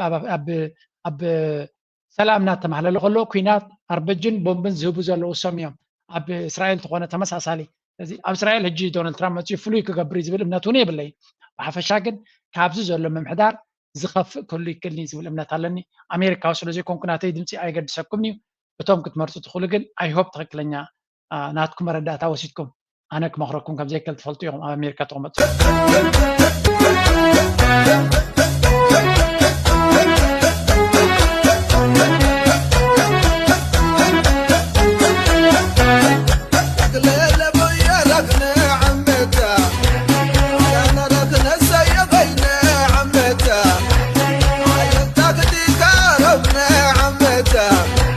ريواز اللهم هذا كابتن بلوز بحلتاتنا إيرترا بحلنا حزب ساهو أقداسي حزبي إيرترا مالتيو كم زعينت باغز اللو كرخ اللو خدما حوس كبلا ولا نتزيناتات كلف يبلو دس بل بحلك نرخلنا حوس كبلو دس بلني أبزو خوني يكون فيديو تاتنا تيدما كمنا حوس خيدي. Let's go now. أبزو باناك متينا. Hello and welcome. We start with the developments in the Horn of Africa. The Eritrean capital on Thursday hosted an unprecedented summit. Leaders of Egypt, Somalia, and Eritrea met in Asmara to discuss regional issues. Missing from the table was Ethiopia, a country with which all of the three nations are currently at odds. While Addis Ababa was left in the cold, observers were quick to analyze that an anti-Ethiopia axis could be in the anti-Ethiopia axis could be on the making. زي هذا كابتي كاب بي بي سي جمير كالوت كل ميدياتات زتقبلوا زلو رسح زخونه ቋንቋዩ ኤርትራ ምስ ኢትዮጵያ ኤርትራ ምስ ሶማሊያ ከምኡውን ምስ ግብፂ ክትገብራ ትኽእል ሽርክነት ንኤርትራን ንሶማሊያን ንግብፅን እዩ ዝምልከት ንኢትዮጵያ ዝምልከት ኣይኮነን ኣሜሪካ ምስ ጃፓን أستراليا كمون هند خوينا كتكب كلا أنصار تشاينا يكون نزي شركنا نايتن هجرات نمحياليو تباهيلو كوات تباهيل قد مورحي أبز ريبورت غير لكم نيره نتشاينا خنا عطي كونا نيلهم بافهم زارب نيره when everybody else كل سبكة نتشاينا كوركوري يقبرو خمسة نافلة تخلو نا إيرترا نا جبتي نا سوماليا جن إثيوبيا لولا ونتهم بفلا إن إيرترا نا سوماليا لولا ونتهم كدفر نتفتن زلا يوني تقبرو خلو أنصار إثيوبيا زمدنا يكبر الله نايب حق زحزن ميديانا نرجلنا ولا بي بي سي ونكم زبل ارتيكل غير نيرو قالت ميدياتاتون إذا غانتايو مرأيا نايتابل على إيرترا زخطلوا بوليسي زو علازي أبس مراس لستقبره فتجيمك واحد الله ما يكالن. Let's continue. سترايقنا يكون anti-Ethiopia axis could be in the making. The three-way summit in Asmara was called by the Eritrean president Isaias Afwerki. It was attended by Somalia's president Hassan Sheikh Mahmoud and Egyptian leader Abdel Fattah al-Sisi. This was in fact al-Sisi's first ever visit to Asmara and reportedly the first by an Egyptian president since a stop by Hosni Mubarak in the early 1990s. The three leaders talked about the al-Shabaab insurgency in Somalia, the war in Sudan, and the tensions in the Red Sea due to the Houthi attacks. So, Eritrean, Somalian, Gibson, every reason alone كرخبهم زخل. Yes, حبيب زلي يكونن إثيوبيا كتكرت دل خمسة لا جبتي نتصور نجاريو. إيرترا جبتي سوماليا جن كل رب حلهم كينو زخده. وداينا سوماليا ترى كونس قدايك أي بحري قداي تافدق بحري نخلت ينزل راخبيو. سلستين هجرات دما أقدر سنة زلوانيو. أبزي أبي كل البنايد ليونيو أبن بعلو أبزي قداي زبالو سمعو. تطر የኢትዮጵያ የሚቀጥሉ 30 ዓመታት ታሪክ የኮሪያን ታሪክ የሚደግም ነው። እኛ ያ አቅም አለን። ያ አቅም እንዳይፈጠር የሩቅ ጠላቶቻችን የቅርብ ኃይሎች ይጠቀማሉ። ኢትዮጵያ ኣብ ትሕቲ መርሕነተይ ብሕፅር ዝበለ ማለት ኣብ ትሕቲ መርሕነተይ ናይ ኮርያ ታሪክ ንኽትደግም ድልውትያ ዓይነይቲ ኮርያ ይዛረብ ዘሎ ደቡብ ኮርያ ማለት እዩ ዝኾን ኦኬ ንዑ ክደግም እያ ግን እቲ ነዚ ንኸየጋጥም ናብ ኮርያ ንኸይቅይራን ኢትዮጵያ ግን ናይ ቀዳይ ርሑቕ ጸላትና ግብፂ ማለት እዩ ያይ ካብስ ዲፕሎማሲ ተኪሚ ናይ ርሑቕ ጸላትና ግብፂ ናይ ቀረባ ጎረባብትና ይጥቀመለው ኤርትራን ሶማልያ ማለት እዩ ስለዚ እዚ ድማ ንሕና ንኸይንምዕብል ቅድሚት ንኸይንኸይድ እዩ እሞ ከም እንተ ኮይኑ ዳው ቀደም ኣካይዳኻ ክትቅይር ዘይከኣልካ ኤርትራስ ክትመፅእ ከላ ሓንጎፋ ኢላ ተቐቢላትካ ዘድሊ ደጋፍ ኩሉ ገይራትልካ ማለት ገሚትና ዘይኮንናኻ ካብ ኣፍካ ሰሚዕና ኢና ካብ ኣፍካ ከም ናይ ኤርትራ መንግስቲ ዝሓልየልና የለን ኢልካኻ መንግስትን ሃገርን ኤርትራ ጥሒሱ ክመፅእ ዝኽእል ጸላኢ ከም ዘየለ ፕሬዚደንት ሃገር ኤርትራ ቃላት ይለዩ መንግስቲ ኤርትራ ቃላት ይለዩ ኢልካ ዘጋጠመካ ድማ የለን ንስኻ ግን ኣብታ ቀዳመይ ትዕድል ዝረኸብካያ ነቲ መንግስትን ሃገርን ኤርትራ ክትጠልሞ ባክስታፕ ክትገብሮ ብሕቁ ክትወቅኦ ድሕራ ይበልካን ሕጂ ድማ ኤርትራ ንዓኻ እዝንትን ከይበለት ምስ ዘዋፅእዋ ምስ ዘተኣማመንዋ ሽርክነት ክትገምር ጀመረት ድማ ተእውለኻ ንስኻ ምስ ዘለኻዮ ክትፈራረም ከለኻ ኤርትራ ስለምንታይ ከምኡ ጌርካ ኢላትካ ይትፈልጥን እያ ንኢትዮጵያስ ኤርትራሲ ስለምንታይ ኤርትራ ምዚ ሃገር እዚኣ ምስ ሞሮኮ ውዑል ትፍፅም ዘላ ምስ ኡጋንዳ ውዑል ትፍፅም ዘላ ኣይዶኖ ምስ ካልእ ምስ መን እዩ ምስ ቱርኮ ኣፅዋር ትገዘላ ኢሎሞም ኣይፈልጡን እዮም ድሌትኩም ግበሩ ሃገርኩም ኢሉ ላው ሃገር ኢኹም ኤርትራ ድማ ድሌታ ንክትገብር ሉላውነት ዘለዋ ሃገር እያ እዚኣቶም እዞም ገበቲ ጎረቤትና ግን ናፅነትን ሕርያን ናይ ኤርትራ ኣይዋሓጠሎምን እዩ ኣይኮነን እታ ኢትዮጵያ ትበሃል ዋላ እውን ኣብቲ ክልል ትግራይ ዘሎ ኤሊት ናይ ኤርትራ ናፃ ሕርያ ኣይዋሓጠሉን እዩ ሕርያ ናይ ኤርትራውያን ንክድምስስ መዋእሉ ተቃሊሱ እዩ ኦኬ ሽጥራይ ግን ኣይኮነን ኣብዚ ያላ ሓንቲ ብሪልያንት ዝኾነ ቻርት እዛ ቻርት እዚኣ ብዙሕ ስእልታት ብዙሕ ሓሳባት ዝወደቃ ስእሊ እያ ነይራ ፅቡቅ ገይሮም እዮም ኣናላይዝ ገይሮማ ኣብዚ እዋን እዚ ቀርኒ ኣፍሪካ እንታይ ይመስል ኦኬ መን እዩ ኣብቲ ቀርኒ ኣፍሪካ ወይ እውን ምስ ሰሜንን ቀርኒ ኣፍሪካ ተሓሒዝካ ሪጅናል ፓወር ዘሎ ግብፂ እዩ ቢካዝ ወታደራዊ ዓቕሚ ሃልይዎ ጥራይ ዘይኮነስ ኣላያንስስ እውን ስለ ዘለዎ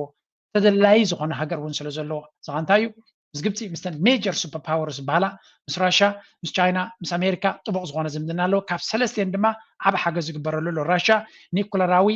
ፀዓት መመንጨዊ ዲል ገይራትሎም ፑቲን ኣብ ዝቐረባ ምስ ሲሲ ከፊቶሞ ነይሮም ብኦንላይን እዮም ገለ ተራኺቦም ምስ ቻይና ቢልዮንስ ኢንቨስት ይገብርሎም ኣለዉ ምስ ኣሜሪካ ድማ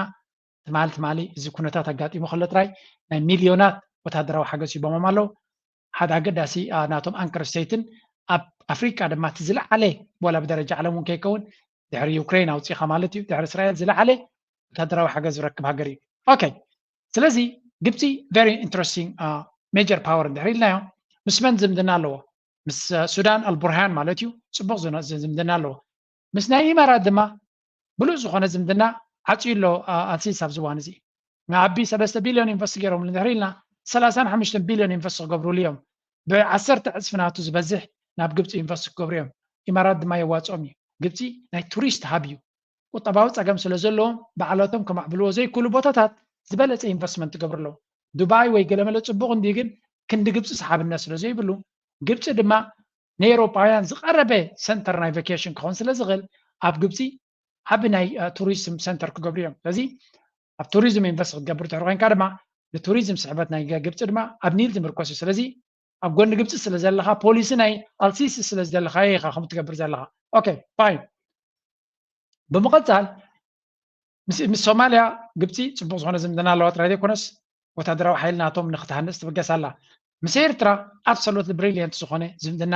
ግብፂ ድማ ካብ ነዊሕ እዋን ኤርትራ ክንደይ ግዜ ነጊረኩም ኣለኹ ናይ ግብፅን ናይ ኤርትራን ዝምድና መን እዩ ዝያዳ ዝደልዮ ግብፂ እዩ ዝደልዮ ኤርትራ ይኮነ እንትደልዮ ኤርትራ ብዘይ ግብፂ ፐርፌክትሊ ኦኬ ክትነብር ትኽእል እያ ነይራ ኢኻ ግብፂ ዝሰርሓትላ ቤት ትምህርቲ የብላ ወላ ግብፂ ዝሰርሓትላ ወደብ የብላ ወላ ግብፂ ዝሰልጠነቶ ሰራዊት የብላ ኤርትራ ኣብ ኤርትራ ጥራይ ትምርኮስ ሃገር እያ ብፍላይ ኣብ ዝሓለፈ 10 ዓመት ሓንቲ ነገር ፕሩፍ ዝገብርዋ ኩሉ ነገር ባዕሎም ክገብርዎ ከም ዝኽእሉ ነፍሶም ዲፈንድ ክገብሩ ከም ዝኽእሉ ስለዚ ግብፂ ናብ ኤርትራ ክትመፅእ ከላ ኤርትራ ስለትደልዮ ኣይኮነትን ግን ኤርትራ ተደላይ ቦታ ስለ ዘለዋ ሓይሊ እውን ስለ ዘለዋ ግብፂ ነዚ ሓይሊ ናይ ኢትዮጵያ ሓይሊ ናይ ኤርትራ ክትጥቀመሉ እያ ንመን ምድኻ ንኢትዮጵያ ፎር ሹር ካልእ ዕላማ የብሎምን ንኤርትራ ክሕጉሱ ኢሎም ኣይመፁን እዮም ንኢትዮጵያ ንምድኻም እቲ ዕላማ ይፈልጥዎ እዮም እንተኾነ ብግልፂ ክሳብ ዘይተዛረበሉ ከምኡ ክትዛረባ ኣይትኽእልኒ ኢኻ የዳኹሙኻ ሰለስቲአን ልኡላውያን ሃገራትን ክሳብ ወስ ዘይበሉ ትዛረበ ነገር የብልካን ብካልእ ዘራርባ ኤርትራ ወታደራዊ ሓይሊ ካብ ግብፂ ክትረክብ ከም ትኽእል ከማን ርግፀኛ እየ نتي إثيوبيا جبس خجبروه زغلو استراتيجي جبس كابنيو متيوم كواجي كلهم ديهم لهم ولا بمنجد سومال متيوم وين بزح كان معهم زي كل فلتيهم ساعتها فترة خلو بزح من كوبي كلهم عند أجد سناتهم إيرترا عند أجد سناتهم إيرترا معناته إثيوبيا كم تعبز بلو زنبره تاريخه بتصحينا يبدأ جبحرنا إيرترا لنا بالليرو أبدأ جبحرنا بإيرترا الغيبة مالت إثيوبيا جبسي بخلود تيو ترجيز أمالتيو بنيل جيرهم زساقيوم زلو أبدأ جبحر بغاية بحر دمان تحيزهم بخلود تيو كرهم شوية سلزي أبي إيرترا بزخون يقول من قد جبس أبدأ إثيوبيا أبدأ جبحر نخيل لوا تدلن تالهجر جبسيا that's why إذا حج جيرهم زلو نعتهم عبد ترجمي زلوا إيرترا maybe it's okay إيرترا by the way كنا جزء بسزراري مننا أبي إيرترا بزينا يجبس حجز نأبي يقول إثيوبيا دو قبل زغل عامل له إيرترا لومي أيكونون لومي تلتشحن تسعان شمتن مس كله إثيوبيا كله حجرت أميرهم نا أمريكا نا يكالن حاجة نسحزهم مسيهم ون كسر واي كالون بوجا يكالون بعصوان كبانا يكالون لومي قدا نفانو كسر زيكل نشنك كسر زيكل نسراويت نابي ني إيرترا مسيو زجبرو نجار يبلون ناو أزيا بازل زيا من تريفلو إمارات زبالالو حركاتو ما قد دستي regional power إمارات نبي إيرترا نممتع ويون أفضل قاعد بحر نمركب بإثيوبيا غير فتينيز بالزلو زغاب زعزيرنا إثيوبيا ناب سومالي لاند زغبرو زلو دليت ناي UAE مخانس زراري منان نمانياتو أبربرا ميجر إنفستر زلو ناي DP World ناي UAE كامبانيو سلازي أبي دليتات ناي UAE نمفتس أمي ناب سومالي لاند غير زلو even ناب إيرترا زغبر زنبر عندار زربا دليتات ناي UAE نيرو حجي انتاي كقاد مخل this is the most important part UAE مزجب سبق زمدنا دراجيرو مالو خينهم انت قدي شو مين بمنقدي ابن بمنقدي قالن سجي قلت انتم زبل قطام سيرترا خزر عرب كم زغل كتفلت كتكرا لك UAE ما he really wants to power na UAE ابيرترا بكاي بحر قال لك فالت اللوم زدليون قدامو تحيل انت له UAE لكن بسلام ما بحيلك زدلي وانا تكون تات نرلنا بفلا انا حسب دمالك مقرتني حسب سلازي تعمو انا زي مرداتنا تاي نحسب إيرترا هيبعتهم سلازي تعمو UAE متكاتنا حسب كروبي كلهم يوم جبت تسويكم يوم كابو سلازي متكاتنا حسب كروبي كلهم يوم that's why بمنقد مسكبت زمدنا تغيرهم مس أمريكا زمو زمدنا لهم تتواوي يوم مس إيرترا عرق خجبرو خمس غلو مردات على at some point مس إيرترا عرق غيرهم سبوت وانا ديل خجبرو خمس غلو and that leaves أبي أحمد ترايد أبي أحمد ولا حنت زي بلو كاب جيوبوليتيكا فوريد وسه كوين اسمعكم نزي أقول دايزي أسبوع غير خجلت أزغلس كسم أبزي ناتنا جن نتهاجروا نتنات من نتنات نهاجرنا خنصرح مدلاينات مسمامنا تتمرتنا تدليتنا تطرينا زلنا عقني تنا حزبنا ودابينا حزبنا منفس which we should never underestimate بفلاك كونتات عود كمص خلو ማለት ጸገም ከመጽና خلو that's the time to realize and dig deep into our own strengths ሳልሳይ ምስ ዝኸይድ ኣብ ፖለቲካል ታሽሙድ ሓረብ ዝርዝር ክንዛረበልና is also never to deny our weaknesses we should never deny our weaknesses ምክንያቱ weakness deny ምግባር ማለት ኩሉ በጽሕና ኢና ምባል ማለት استرفنا የለን ማለት በቃ ቢልና ኢና ማለት okay and that's not possible so we should not deny our weaknesses ኣብ ዓዲ ዘለና weakness ኹን ኣብ ፖለቲካዊ ስርዓትና ቁጠባዊ ካይዳና ኣብ ዲፕሎማሲያዊ ዝምድናታትና ኣብ ደገ ዘሎ ብናይ ህዝብና ወዳቤ ኣተሓዛ ምምሕዳርና ዘሎ weaknesses ከዓ ዲናይ ክንገብሮ ይብን I mean, this is the شعبية نبحك brilliance ناي politica زفلتيهم بحق زفلتيهم جن حتى أبزوانزي I wish كتلوز دليا اتقدم كم زي لما تزبي بتتجاجامي كم زي قوس يقبروا النيرم I think the كم عين السرح بزح سرح كم بيم زل of course تمنجستي تسابوا أبزي معربوا عالم بزح تسابوا كم زي قبروا لهم فلتينا يقبروا كم زلون جن كم زي عين قوسات مسز بخا نبحكي this بليو I wish كم تات أدلات تفتير كم بحد السمينارات ناتهم كله and I would be دسنا بلن بتشاتف كنيرة مغنياتو بعد يمانة جبراب أتو يمانة جبراب بوليتيكا بسلتن بوليتيكاوي استراتيجينا شعبية كم زعين مجابية نسبخ مخرخلو ساكن ديجا دسنت كم زلوا كلا لك so okay نملس زيا شارت زياريكم الله كل جزء ذكروا ኤርትራ አገዳሲ ቦታ ሒዛላ ኣብ ዝዋን እዚ ካልኦት ሓይልታት ብመንገዲ ኤርትራ ገይሮም ድሌታቶም ከሳልጡ ክልዮም ንኤርትራ መዝሚዞም ማለት ኣይኮንኩን ንኤርትራ ሓይሊ ሂቦም ተርዲኦም ኣለዎም ግብፂ ድሌታታ ንክትገብር ኤርትራ ሓያል ምዃና ኤርትራ አገዳሲት ምዃና ምስ ኣፍለጥዮም መፅኦም ዘለዉ ስለዚ ሻዕብያ ቦትኡ ሒዙ እዩ ካብ ሕጂ ንድሓር ኣብቲ ዞባቲ ክግበር ዝኽእል ብዙሕ ነገራት ብመንገዲ ኤርትራ ይክግበር ምስ ኢትዮጵያ ክሻረኽ ዝኽእል ሰብ የለን ምስ ኢትዮጵያ ክዛረብ ዝኽእል ሶማሊላንድ ጥራይ ዘሎ ናቲንግ ካብ ኢትዮጵያ ክትረኽቦ ትኽእል ኤርትራ has a lot of ኤርትራ ብዙሕ ነገር ናብ ጣውላ ክትቀርብ ትኽእል እያ ብዙሕ possibilities ብዙሕ options ኣብ ጣውላ ክትቀርብ ትኽእል ሃገርና ኮነት ትመፅእ ኣላ ስለዚ ሞር ፓርትነርስ ሞር ኣገደስቲ ሽርክናታት ናብ ኤርትራ ክመፁ ከም ዝኽእሉ ልዕሊ ኩሉ ድማ መዓት ፀጋታት ድማ ኣለዋ ሃገር ውሑድ ህዝቢ መዓት ፀጋታት ኣለዋ ኣብቲ ገባሕር ገፊሕ ኣለዎ ስለዚ ኤርትራ ካብ ሕጂ ንድሓር መመሊሱ እናጣዕማ ክኸይድ እዩ ኣብዚ ካስም ሕጂ እኛ የቅርቦቹን ታሳቢ አድርገን የምንዘጋጅ ከሆነ አናድግም የሚልኳቸውን ሰዎች ታሳቢ አድርገን ከተዘጋጀን ግን እንመነደጋለን እስካሁን የነበረው ጠላት እዚቹ በመሆኑ እድገታችንን በዛው ልክ የተወሰነ ነበር ያንን አስፍቶ የሚሄድ ብቃት ያስፈልጋል ካለምንም ጥርጥር የኢትዮጵያ የሚቀጥሉ ብሔሬት ነው የትኛው ሬጂመንት የትኛው ክፍለ ጦር ነው የተማረከው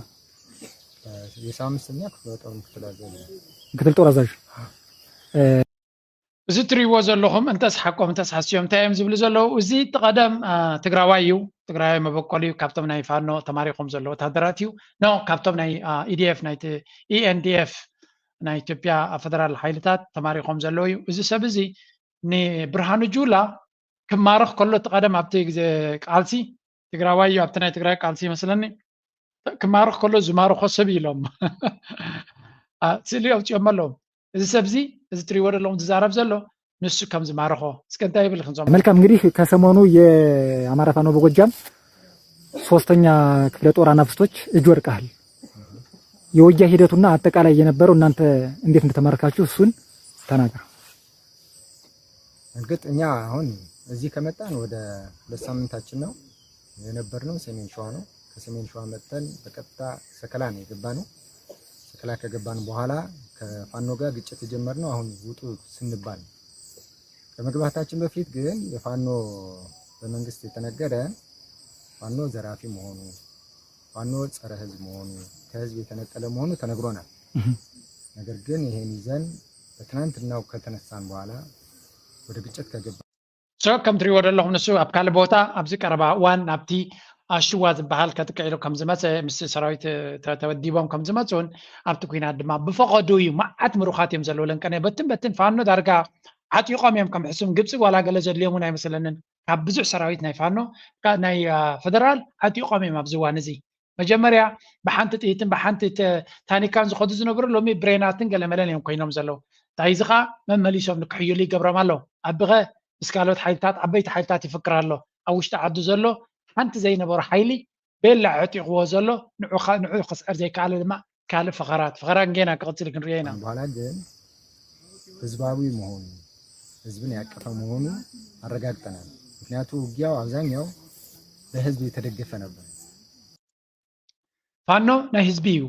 ምስ ህዝቢ ኮይኑ ስለ ዝዋጋ ዘሎ ክስዕሮ ኣዝዩ ከቢድ እዩ ድሮን ተሰዲዱ ኣቢ ድሮን እዛ ቪድዮና ስራሕ ከለኹ ኣብ ሓደ ቦታ ናይ ኢትዮጵያ ናይ ኣምሓራ ድሮን መጥቃዕቲ ገይሩ 10 ሰባት ተቐቲሎም ኣለዉ እቲ ፋኖ ምስ ህዝቢ ስለ ዝኾነ መጥቃዕቲ እንተገይሩ ህዝቢ ዝቐትል መሊሱ ፅላእቲ ፌደራል ማለት እዩ እዚ ዓይነት ቃልሲ እዚ ብፍጹም ክስዕሮ ኣይከልን እዩ መመሊሱ ድማ ሰራዊቱ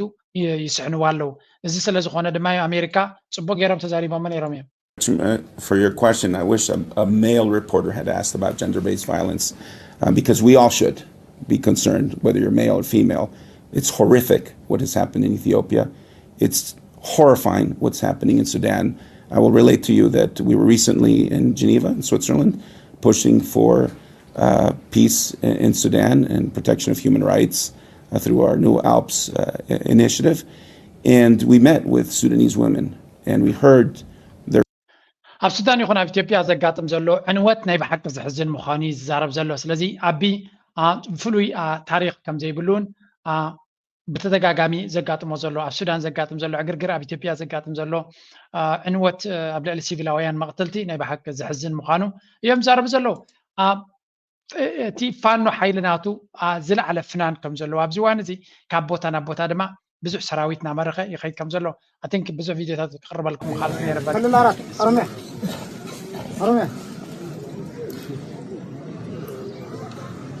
ታች ክልል 5 ሶማሌ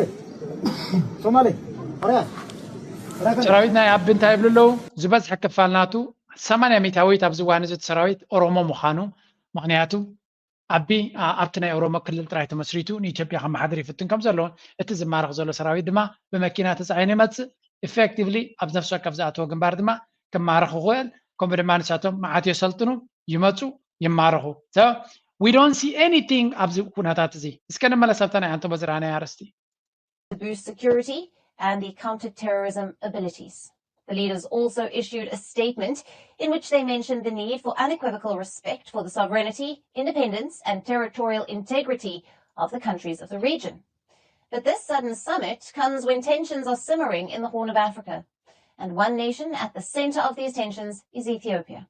with which the participants of the Asmara summit share strained ties. Egypt, Somalia, and Eritrea have their own issues with Addis Ababa. በቲ ኮይኑ በቲ እቲ ዘረባ ንዓቢ ካቨር ኣብ ክገብረሉ እቲ ሚድያ ይፍትን ኣሎ ግን I don't think ክንምንታይ ረቂቕ ሚድያ ተዛሪብሉ ክድሕነሉ ዝኽእል መንገዲ ኩነታት የብሉን ግብፂ ድማ ነዚ ሕጂ ተፈጢሩ ዘላ ሃጓፍ ብዝያዳ ክትሃርሞ ክትፍትን እያ ብዝያዳ ክትምዝብዞ ክትፍትን እያ ኣብ ኢትዮጵያ ተፈጢሩ ዘሎ ሃጓፍ ንግብፂ ወርቃዊ ዕድል እዩ ዝበሃል ግብፂ ነዚ ናብ ኢትዮጵያ ተፈጢሩ ዘሎ ሓይሊ ዕግርግር ከምቲ ዝበለፀ ወርቃዊ ዕድል እዮም ዝርእይዎ ዘሎ ኣብ ኤርትራ መፅኡ ዝነበረ ምስ ፕሬዚደንት መን እዩ ቀዳማይ ነገር ናይ ግብፂ ፕሬዚደንት እንታይ ወታደራዊ ሓላፊ ዝነበረ እዩ ዓብዱልፈታሕ ሲሲ ጀነራል ናይ ሰራዊት ናቶም ንዓመታት ሰራዊት ሓለቃ ናይ ሰራዊት ዝነበረ እዩ ስለዚ ናይ ሰራዊት ወታደራዊ ኣካይዳ ዝያዳ ዝርድኦ ሰብ እዩ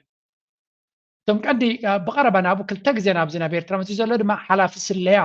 ናይ ግብፂ እዩ ሚኒስትር ጉዳያት ወፃኢ ስለዚ እንታይ ማለት እዩ ስለያ ኣብዚ ጉዳይ ዝመፅእ ዘሎ ምስ ኤርትራ ብዙሕ ሸር ክገብሮ ዝደሊ እንታይ ዓይነት ምትእትታው ክገብር ይኽእል ብኸመይ ክሰርሕ ይኽእል ስለ ዝደሊ እዩ ብዝያዳ ድማ እቲ ኣብ ኢትዮጵያ ዘሎ ሃጓፋት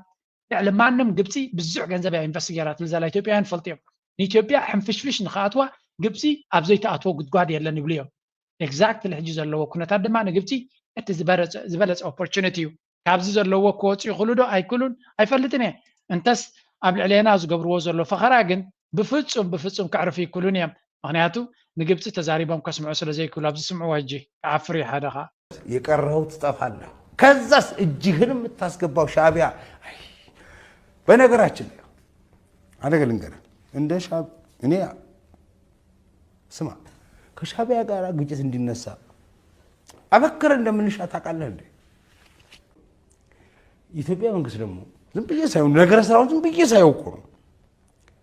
ጦርነትን እንዴት ተወስውሶ እንደፈለጋት ይዋሃብኑ አይዲያ ነው ለምን ሁሌም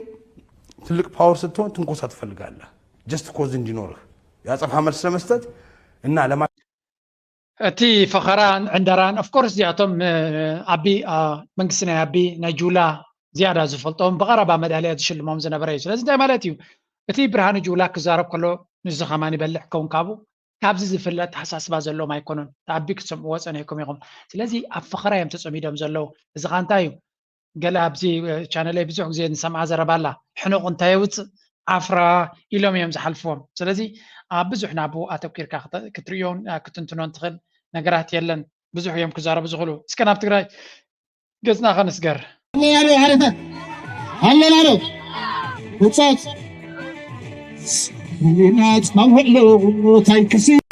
እንዳየነው ነው የዚህ ወታደራዊ ዓላማ ስልጠና እዛው እንግዲህ ትግራይ ውስጥ ነው ምንድነው ዓላማ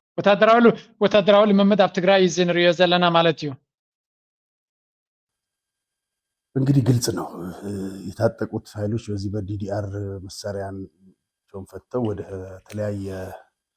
እንትን እንዲገቡ እንቅስቃሴ የተደረገበት ሲሰለጥኑ ይታያል በዛ ላይ እድሜያቸው ከ18 ዓመት በታች ሁሉ የሆኑ ሴቶች ሁሉ አሉ ነገር የለው ሰው ንሪኦ ዘለና ሕወሓት ድዩ ትግራይ ወታደራዊ ስልጠናታት ይገብር ከም ዘለዎን ኩናት ዘዳለ ምልክታት ከም ዘለዎን እዚ ከዓ ኣገይን ካብቲ ንሪኦ ንዛረቦ ፀናሕና ዝወፅእ ኣይኮነን ሕወሓት ብደብረፅዮን ዝምራሕ እቲ ሓጓፍ ንሱ እውን ዓሻ እንተዘይኮይኑ ይርድኦ ኣሎ أبي أحمد اتازخفت مدرخ يزلو بزوانزي سلازي نابي أحمد كساب دلادل كساب زحيل تتصبي مو كأخلوم يخلي سلازي هو أبت مجمرة سقمتناتهم من هو حد زخونة يخون من قد جبسي ويبقى من قد مسيو حاجة سكركب كم زخيل مو تكون تاكتك ومالو كم زخيل زار ملكتات من رلنا زغا I think it's going to be a very interesting time كابجن دهار نخرج زكونتات በጣም የሚያሳዝነው አሁንም ገንዘብ አውጣ ቢባል የትግራይ ዲያስፖራው ከማውጣት ወደ ኋላ አይልም። በዚህ ባሳለፍነው ቀናት ውስጥ በአሜሪካን ቴሌኮንፈረንስ አካሂደው ነበር የትግራይ ተወላጆች። በአጋጣሚ ሰው ካገኘህ ምናምን ቁጥሯን ኮድ ቁጥር አለች፣ በሷ ሰብረ መግባት ትችላለህ እና ማዳመጥ ትችላለህ። ናትናኤል ገብቶ አዳምጧቸዋል። ገንዘብ ማዋጣት ላይ ደግፈዋል። ሁለተኛ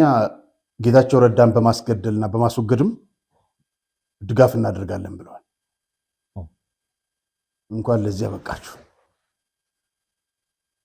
እኔ የሚገርመኝ ቆይ ከ1 ሚሊዮን በላይ ወጣት ሞተ። ስንት ሚሊዮን እንዲሞት ነው የሚፈልገው? እኔ እኮ ስላልገባኝ ኣብዚ እዋን እዚ ኣብ ደገ ዘሎ ትግራዋይ እውን እንተኾነ ነቲ ናይ ምስጎኒ ኣብ ጎኒ ዶክተር ደብረፅዮን ወይ ናይ ደብረፅዮን ሓይሊ ህወሓት ከም ዘለውን ነቲ ጌታቸው ረዳ ከኣሊዎ ይደልዩ ከም ዘለውን ዝገልፅ ሓበሬታ ይረአ ኣሎ።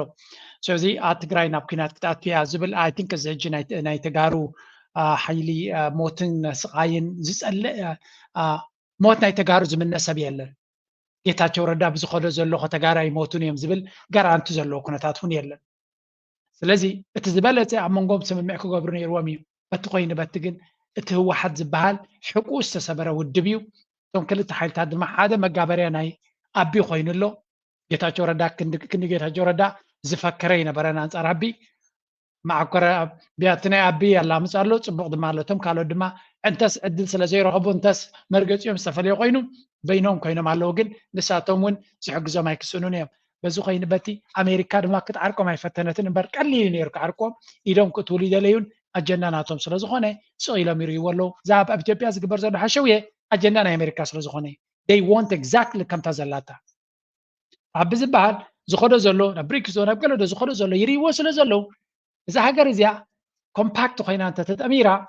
ናብ ካልእ መዓዝን ንካልኦት እያ ክትጠቅም ዝብል ረብሓ ስለ ዘሎ ቻይና ብዙሕ ኢንቨስት ገይራ ስለ ዘላ ቻይና ምንታን ከይትረብሕቲ ሃገር ክትቃፀል ክትክል ኣለዋ። ናይ ቻይና ኢንተረስት ኣብቲ ቦታ ንኸይዓቢ ምክንያቱ ኣሜሪካ ኢንቨስት ክትገብር ኣብቲ ቦታት ዕላማ የብላን ኣብዚ እዋን እዚ ዝኸውን ፀጋታት እውን የብላን ኣብ ካልእ ጉዳያት እያ ዘላ። ስለዚ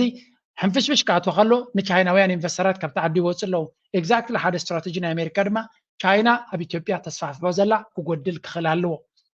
ኣብ ካልኦት ሃገራት እውን ተመሳሳሊ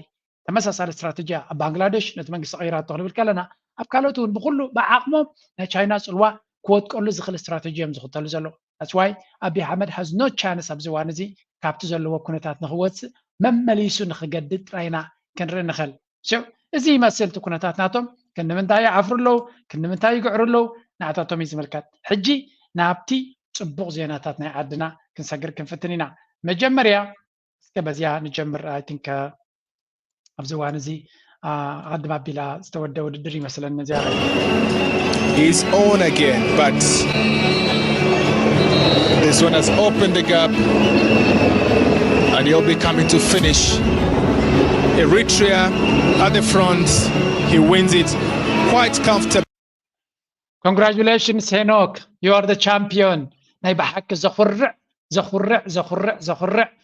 ውፅኢት ኤርትራ ብሄኖክ ጥራይ ዘይኮነስ ብዓብዩ እዚ እቲ ናይቶም ናይ ደቂ ተባዕትዮ ኤሊት ውድድር ትዝበልጥ ናይ ዝዓበዩ ክእላታት ስለ ዝነበረ ኤርትራ ወርቂ መዳልያ ኣብቲ ዝበለፀ መድረክ በቲ ዝበለፀ ተወዳዳሪናትና መበል ሳልሳይ ግዚኡ ኣከታቲሉ ቻምፒዮን ናይ ኣፍሪካ ዝኸውን ዘሎ አሚን I have to be very clear ኣብዚ ብጋንቶም ቀዳማይ ክወፁ ከለዉ ንሕጎስ ኢና ተዲሆኖም ይሕጎስ እያ ብጣዕሚ እየ ዝሕጎስ ናይ ሃገር ማልያ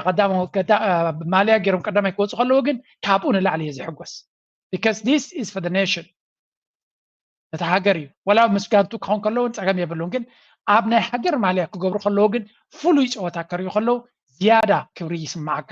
እዚ ሄኖክ ድማ ናይ ብሓቂ ክብሪ ይሃብካ ናይቲ ኩሉ ፕሮፋይል ናትካ ናይ ጋንታኻ ገዲፍካ መፂኻ ኣብዚ ውድድር እዚ ብምስታፍካ ተሳቲፍካ ድማ ብቁዕ ዝኾነ ኣነ ኣብቲ ናይ ክለበይ ክወዳደር እየ ክብል ምኽኣለ ነይሩ ሜይቢ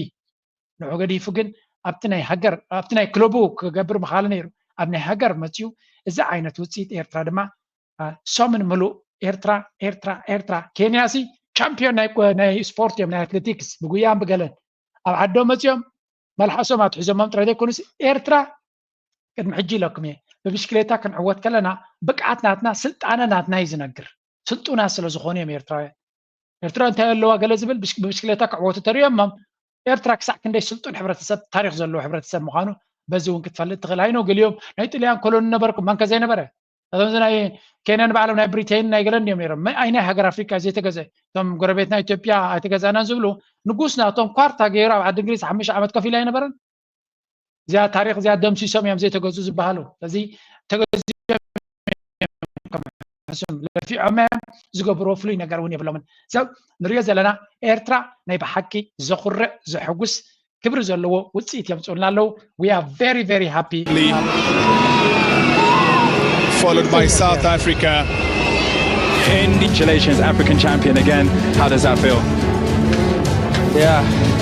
it's a real pleasure from yesterday for me because I came here for to get the record third time. So I'm really happy to win it all the day. نابز ممس أي ريكورد ناتي سلسلة جزيست عوتر champion أفريقيا كون yes it's an amazing record قبل أفريقيا نحوارو كذكر زغل تاريخي خاصر كذا لا it's very important مشكلتنا أفريقيا بقى point بزو تاريخ كله عالم كتكهيريا you are a 3-time champion نا أفريقيا هنا this is the right decision نا هجراوت عوتاتات قدامنا مهاب قبل بإيرتراويان أب تاريخ نا إيرترا أب بوتا كله كايو this is very important نتنا هجر زجبر وددر قدامنا كبوي زجبا I mean نريم ده لنا بعل من يخاطب لهم زوما فاندربول أبت كلوبو كساعات كله نورمال ترى سبكوي وي نفوعيو جن أبتنا هجر كون كله نقبل يصغير إيفن بول تنايا بلجيوم زرانايو أبنا هجر كون كله قبل يصغير أبتنا كلوبو كولا حنتي رانايا أبتردي فرانس كولا حنتي رايا أبتنا جي سي قال نيرو قال بحال يرقم we didn't see much أبتنا هجر كم تصخلهم قبل سلمتاي مالي أنا هجرهم أبك برسل زلوا مبزعت جزء أب هجرت أوروبا تريو نجرت له أبكلباتهم تبعت خون غليم أبني هجرهم جن بتعمي قبل التنت كوري ولا أمريكا كما عينتي خون زلوا champion دما أبني هجروا خون كله زيادة كسر رقبة زيادة قال نجر كرك خلاله زيادة ما أبز حلفه بزح سبعة يتحقق سنة أبز زوريك استقبل وورد championship أنا قا بمستافهم ترى عقوب يجن الشترة كا هذا golden generation نتقدم تكلمنا بتساعد فترة كن عقوس هاي جبان هذه هنا جوسة دس قمت دما نايب حق زعقوسيو ملو معلتيهم كأكم رحوي علم أنا انتهي برداتا لنا بشكلتا مثلكم أكل تسلس 4 ولدراتنا هي أمانيل قبرز جابير أبز ليدل تريك ساعات كله أمودا تفولتات هون ملو معلتكن أمانيل قبرز جابير they're a Trojan rider they're a Trojan leader ناتبع لهم ملو معلتي I think السوق هذا عب ماركتينج يلا نيرترا أنا كم يزبل ولا نشدش كيلومتر مريح كاكيد شمنا يرترا شم كانش ما يرتران بتدقاقامي زرقح لذي تعب قدمي زوعلو توم غانتان هنا وسرعوا له زوعلنا بحق ملو معلتيهم دومينيت جرى مو علم كندك كفال كل ريك ولا كمان كندك كفال ناتريه اب قدمي تيم تغتيرم ويلم سخانتاي زري قبل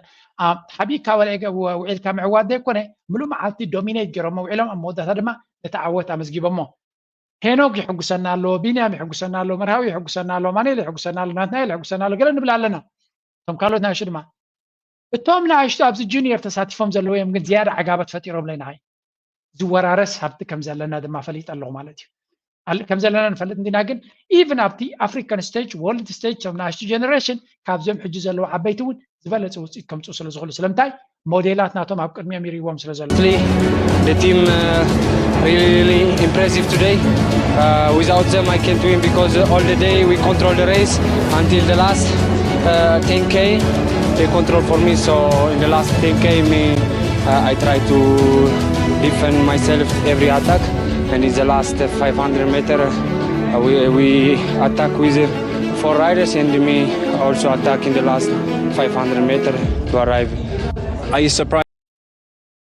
ናይ بحق زحقس هنوك بحقي بتم كلهم كالوتون مسو زنبر بمولاتهم ون عجيبا تحقسن يعني بحق زحقس وصيتنا رينا زينا دما ندل زلنا بحبشا اب استانا ዓብይ ፕሮፌሽናል ክለብ ዝፃወት ዘሎ ክቡር ተፃዋታይ እዩ ካብቲ ክለቡ መፅኡ ንሃገሩ ድማ ባንዴራ ናይ ሃገሩ ንሃገሩ ክብሪ ስለ ዘውሃበ ድማ ናይ ብሓቂ ሓበን ይስምዓና ኣነ I wish ካልኦት ኩሉ ህዝቢ ኤርትራ ድማ ንሄኖክ ብፍሉይ ክብሪ ክነህቦ ምክንያቱ ናይ ሃገር ፃውዒት ክኾን ከሎ ንካልእ ገዲፎም ቀዳምነት ክህብዎ ከም ዘለዎም every little thing ድማ ኣገዳስነት ኣለዎ yes ሄኖክ ተዘይነብር ኤርትራ ምተሳረዶ no I don't know ካልኦትም ተዓወቱ ነይሮም ግን እቶም ካልኦት ሃገራት ከዓ ኣገዳሲ ዝፃወቱ እዮም ዘሳትፉ ኤርትራ ስለ ትሳተፍ ዘላ ኤርትራ ንዘለዋ ቦታ ኣፀቢቓ ጋብ ክትፈጥር ክትክእል ኣለዋ እዚ ከዓ ብፍላይ ኣብ ኣፍሪካ ብፍፁም ዘይትድፈር ቻምፒዮን ክትከውን ክትክእል ኣለዋ ኮይና እውን ኣላ ናይ ብሓቂ ድማ ንኸርዕ በዚ ንሪኦ ዘለና ውድድር ወርቂ ንወርቂ ኮይና ኣላ ሃገር 2024 እዛ ዓመት እዚኣ ዓመት ናይ ህዝቢ ኤርትራ ዓመት ናይ ኤርትራ ክንብላ ንኽእል ኢና ብዘይገለ ስክፍታን ፀገምን እዚ እስከ absolute force Eritrea have made a statement to Africa. Eritrea are a proud nation as they look at their golden boy with a treble in the CAC Road Cycling African Championship. 3 is the number, gold is the color, 1 is the position for Henok. Yes. But by the way, እንታይ ክንፈልጥ ክንክእል ኣለና ኣብዚ ናይ ኣፍሪካ ውድድር ኤርትራውያን ሓያላት ብምስታፎም እቲ ውድድር እውን ክሕይል ይኽእል ኢና ሓዋሩ ስለዚ ናይ ብሓቂ ሄኖክ ከምኡ ዝገበሮ ነቲ ስታንዳርድ ናይቲ ውድድር ስፖንሰርሽፕ ንኽረክብ ዲካል ንኽረክብ እውን ሓያላት ተወዳደርቲ ተመፂኦም ጥራይ እዮም ስለዚ እቶም ናይ ኤርትራ ከምቲ ናይ ኣፍሪካ ውድድር ክኾን ከሎ እቶም ተፃወቲ ናይ ኣፍሪካ እንድሕር ንዕቆም እሞ ክዓቢ ይክእል ነቲ ውድድር ስለዚ እንኳ ሄኖክ ተሳተፈ እቶም ንኣሽ ድማ ኩላቶም እቶም ፕሮፌሽናል ናትና ክሳተፋና እውን ኣይደልን ሓካሽ ነቶም ንኣሽቲ እውን ዕድል ክዋሃቦም ክኽእል ኣለዎ የግዳስ ከምዚ ሓደ ኣገዳሲ ተፃዋታይ ክሳተፍ ግን ክኽእል ኣለዎ ነቶም ንኣሽቲ እውን ዓብዪ ኣርኣያ ይኾኖም ተመክሮ የካፍሎም ንተዓወት ንኽረኽቡ ድማ ከምዚ ኢሎም ኣብ ጎኑ ስለ ተወዳደሩ ተዘካሪ ነገር ይኾኖም ቢንያምን እኮ ኣብቲ መጀመርያ ግዜው ምስ ዳንኤል ተወዳዲሩ ዳንኤል ዝገበረሉ ጦብላሕታ ድማ ዓብዪ ኣገዳስነት ከም ዝነበሮ ካብቲ ኢንተርቪው ናቱ ሰሚዕና ነርና Okay, and we have done this so many times, we will do it one more time. Let us remain silent in honor of the Eritrean national anthem. Yes. Wow.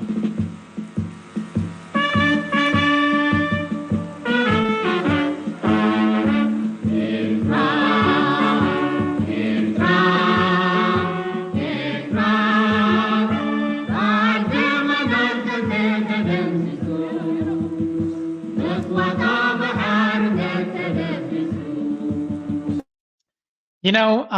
ካብዘን ላዕሊ ክብሪ ክህሉ ይክእልኒ እዩ ንኤርትራ ኣብ ካልእ ሃገር ባንዴራ ናይቲ ሃገር ምኻ ከመይ ጌርካ ነቲ ባንዴራ ትገብሮ ተርእዮ ሪስፔክት እውን ንህዝቢ ኤርትራ እንታይ ዓይነት ሪስፔክት ኣለካ ወይ ኢኻ ትርእዮ ምክንያቱ ኤርትራ ምናልባት ኣብ ዝሓለፈ ዓመታት እዛ ባንዴራ እዚኣ ብዙሕ ብድሆታት ኣጋጢምዋ ብብዙሕ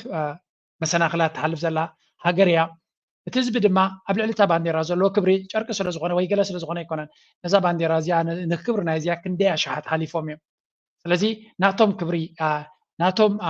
ደበስ ስለ ዝኾነት ኣብ ልዕሊ እቲ ባንዴራ ካ ትገብረ ክብሪ እቲ ህዝቢ ዝለዓለ ክብሪ ኣብ ባንዴሩ ክህልዎ ከሎ ኣብ ሃገሩ ዝለዓለ ክብሪ ኣለዎ ነቶም ምንቲ ፅቡቑ ኢሎም ዝሓለፉ ድማ ደበስ ይኸውን ወይ እውን ንዓታቶም ናይ ብሓቂ ነቲ ናቶም ቃል ትኽብር ከም ዘለካ እውን የስምዕ ስለዚ ሄኖክ ናይ ብሓቂ ኮርዒና በኣኻ ኣብቲ ድሕሪት ግን ፅቡቕ ዝኾነ ስእልታት ምስ ደቂ ጋንቱ ብምሎም እቶም ኤርትራውያን ረይዎም this is the moment ናይ ብሓቂ ዘሐጉሱ ኣምባሳደር ሃገር ኤርትራ ኣብ ኬንያ ናይ ብሓቂ ኣብዚ ውድድር እዚ ዳርጋ ከም ኮች ናቶም እውን ኣብዚ ኣሰልጣኒ እውን ክትብሎ ትኽእል ኢኻ ኣብ ብዙሕ ክንቀሳቐስ ርአዮ ናይ ብሓቂ ፓሽነት በታ ክለብ ከምኡ ኢኻ እቶም ኦፊሻልስ ድማ ኣብ ጎኒቶም ተወዳደርቲ ኮይኖም ከምዚ ኢሎም ከተባብዕዎም ከለዉ ኩሉ ነገር ተመላላይ ኮይኑ ይስምዓኒ እቲ ህዝባዊ ዝቕመጥ ዝገበሮ እውን ናይ ብሓቂ ዘኹርዕ እዩ The ambassador joins them. Yes. ስለዚ እዛ ጋንታ እዚኣ ብደቂ ኣንስትዮን ብደቂ ተባዕትዮን ናይ ብሓቂ ተኹርዕ ክለብ እያ ናይ ብሓቂ ዘኹርዕ ውፅኢት ኣምፂኦም እዚ ድማ ኤርትራ ኣብ ኣፍሪካ ሓንቲ ካብተን ዝነኣሰ ሃገራት እያ ኣብዚ ውድድር እዚ ግን እታ ዝዓበየት ሃገር እያ እታ ዝዓበየትን ዝሓየለትን ሃገር እያ ካብዚ ዝበልፅ ጽቡቕ ነገር ክህሉ ይክእልኒ አይ ሆፕ ዝዓብየ ሬስ ናይ ብሽክሌታ ኣብ ኤርትራ ክግበር መጻኢ ቃል ዓለም ድማ የድልዮን እዩ ኤርትራ ቶም ዝበለፁ ተፃወቲ ስለ ዘለዋ ናይ ግዜኡ ሕቶ ዳይ እምበር ኣብ ኤርትራ ክግበር ከም ዝኽእል ይረኣየኒ ናይ ሆፕ ኩልና ናብኡ ገፅና ክንደፍእን ክንከይድን ነቶም ኣትሌታትና ድማ ኣብ ዘለዎ እንኳ ሓጎሰኩም እንኳ ሓጎሰና ዝገበርኩም መፃዕሪ ድማ ብጣዕሚ ኮሪዕና ኣጆኹም ቀፅልዎ ንሕና ድማ ቶም ቲፌዞ ኣብ ዘለናዮ ኣጆኹም ክንብሎም ይግባእ እናበልኩ ናይ ሎሚ ኣርእስቲ ኣብዚ ክውድየ ላይክ ምግባር ሰፖርት ምግባር ደገፍኩም ኣይተውሕዱ እናበልኩ ብዚያ ምናልባት ኣብዚ ናይ ብሽክሌታ ዘድሊ ሓበሬታ ይሃብኩም ቁርብ ትለይ ዝሒለቐኒ ኣብ መገሻ ስለ ዝቐነኹ ኣብ ትርፊ ግዜ ወይ እውን ኣብቲ ኢንተርኔት ዝረኽበሉ ገለታት ኢንተርኔት ብዙሕ ዘይነበረ ቦታ ይኸይደ ነይረ ስለዚ ብኸምታት ቁርብ ዝሕልሕል ኢለ ነይረ ከምቲ ዝድለ ካብረ ይገበርክዎምን ዝግብኦም ሰባት እዮም ነይሮም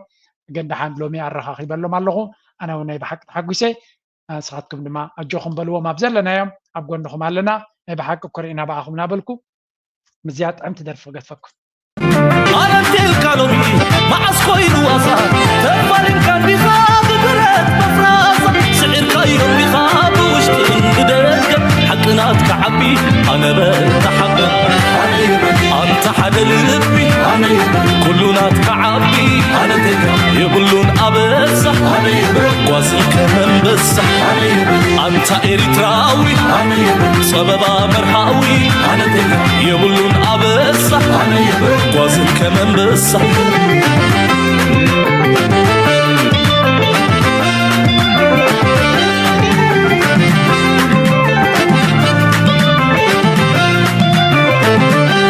قويتا قدي أنت قويتا فنان أنا تلك سيكونن متعنان زنق فتحي زغنعك خمغنان أنا يبل أنت نغخصصنا قويتا قدي أنت قويتا فنان أنا تلك سيكونن متعنان زنق فتحي زغنعك خمغنان أنا يبل أنت نغخصصنا أنت إريتراوي سبب مرهاوي يبلون أبسا قوزن كمان بسا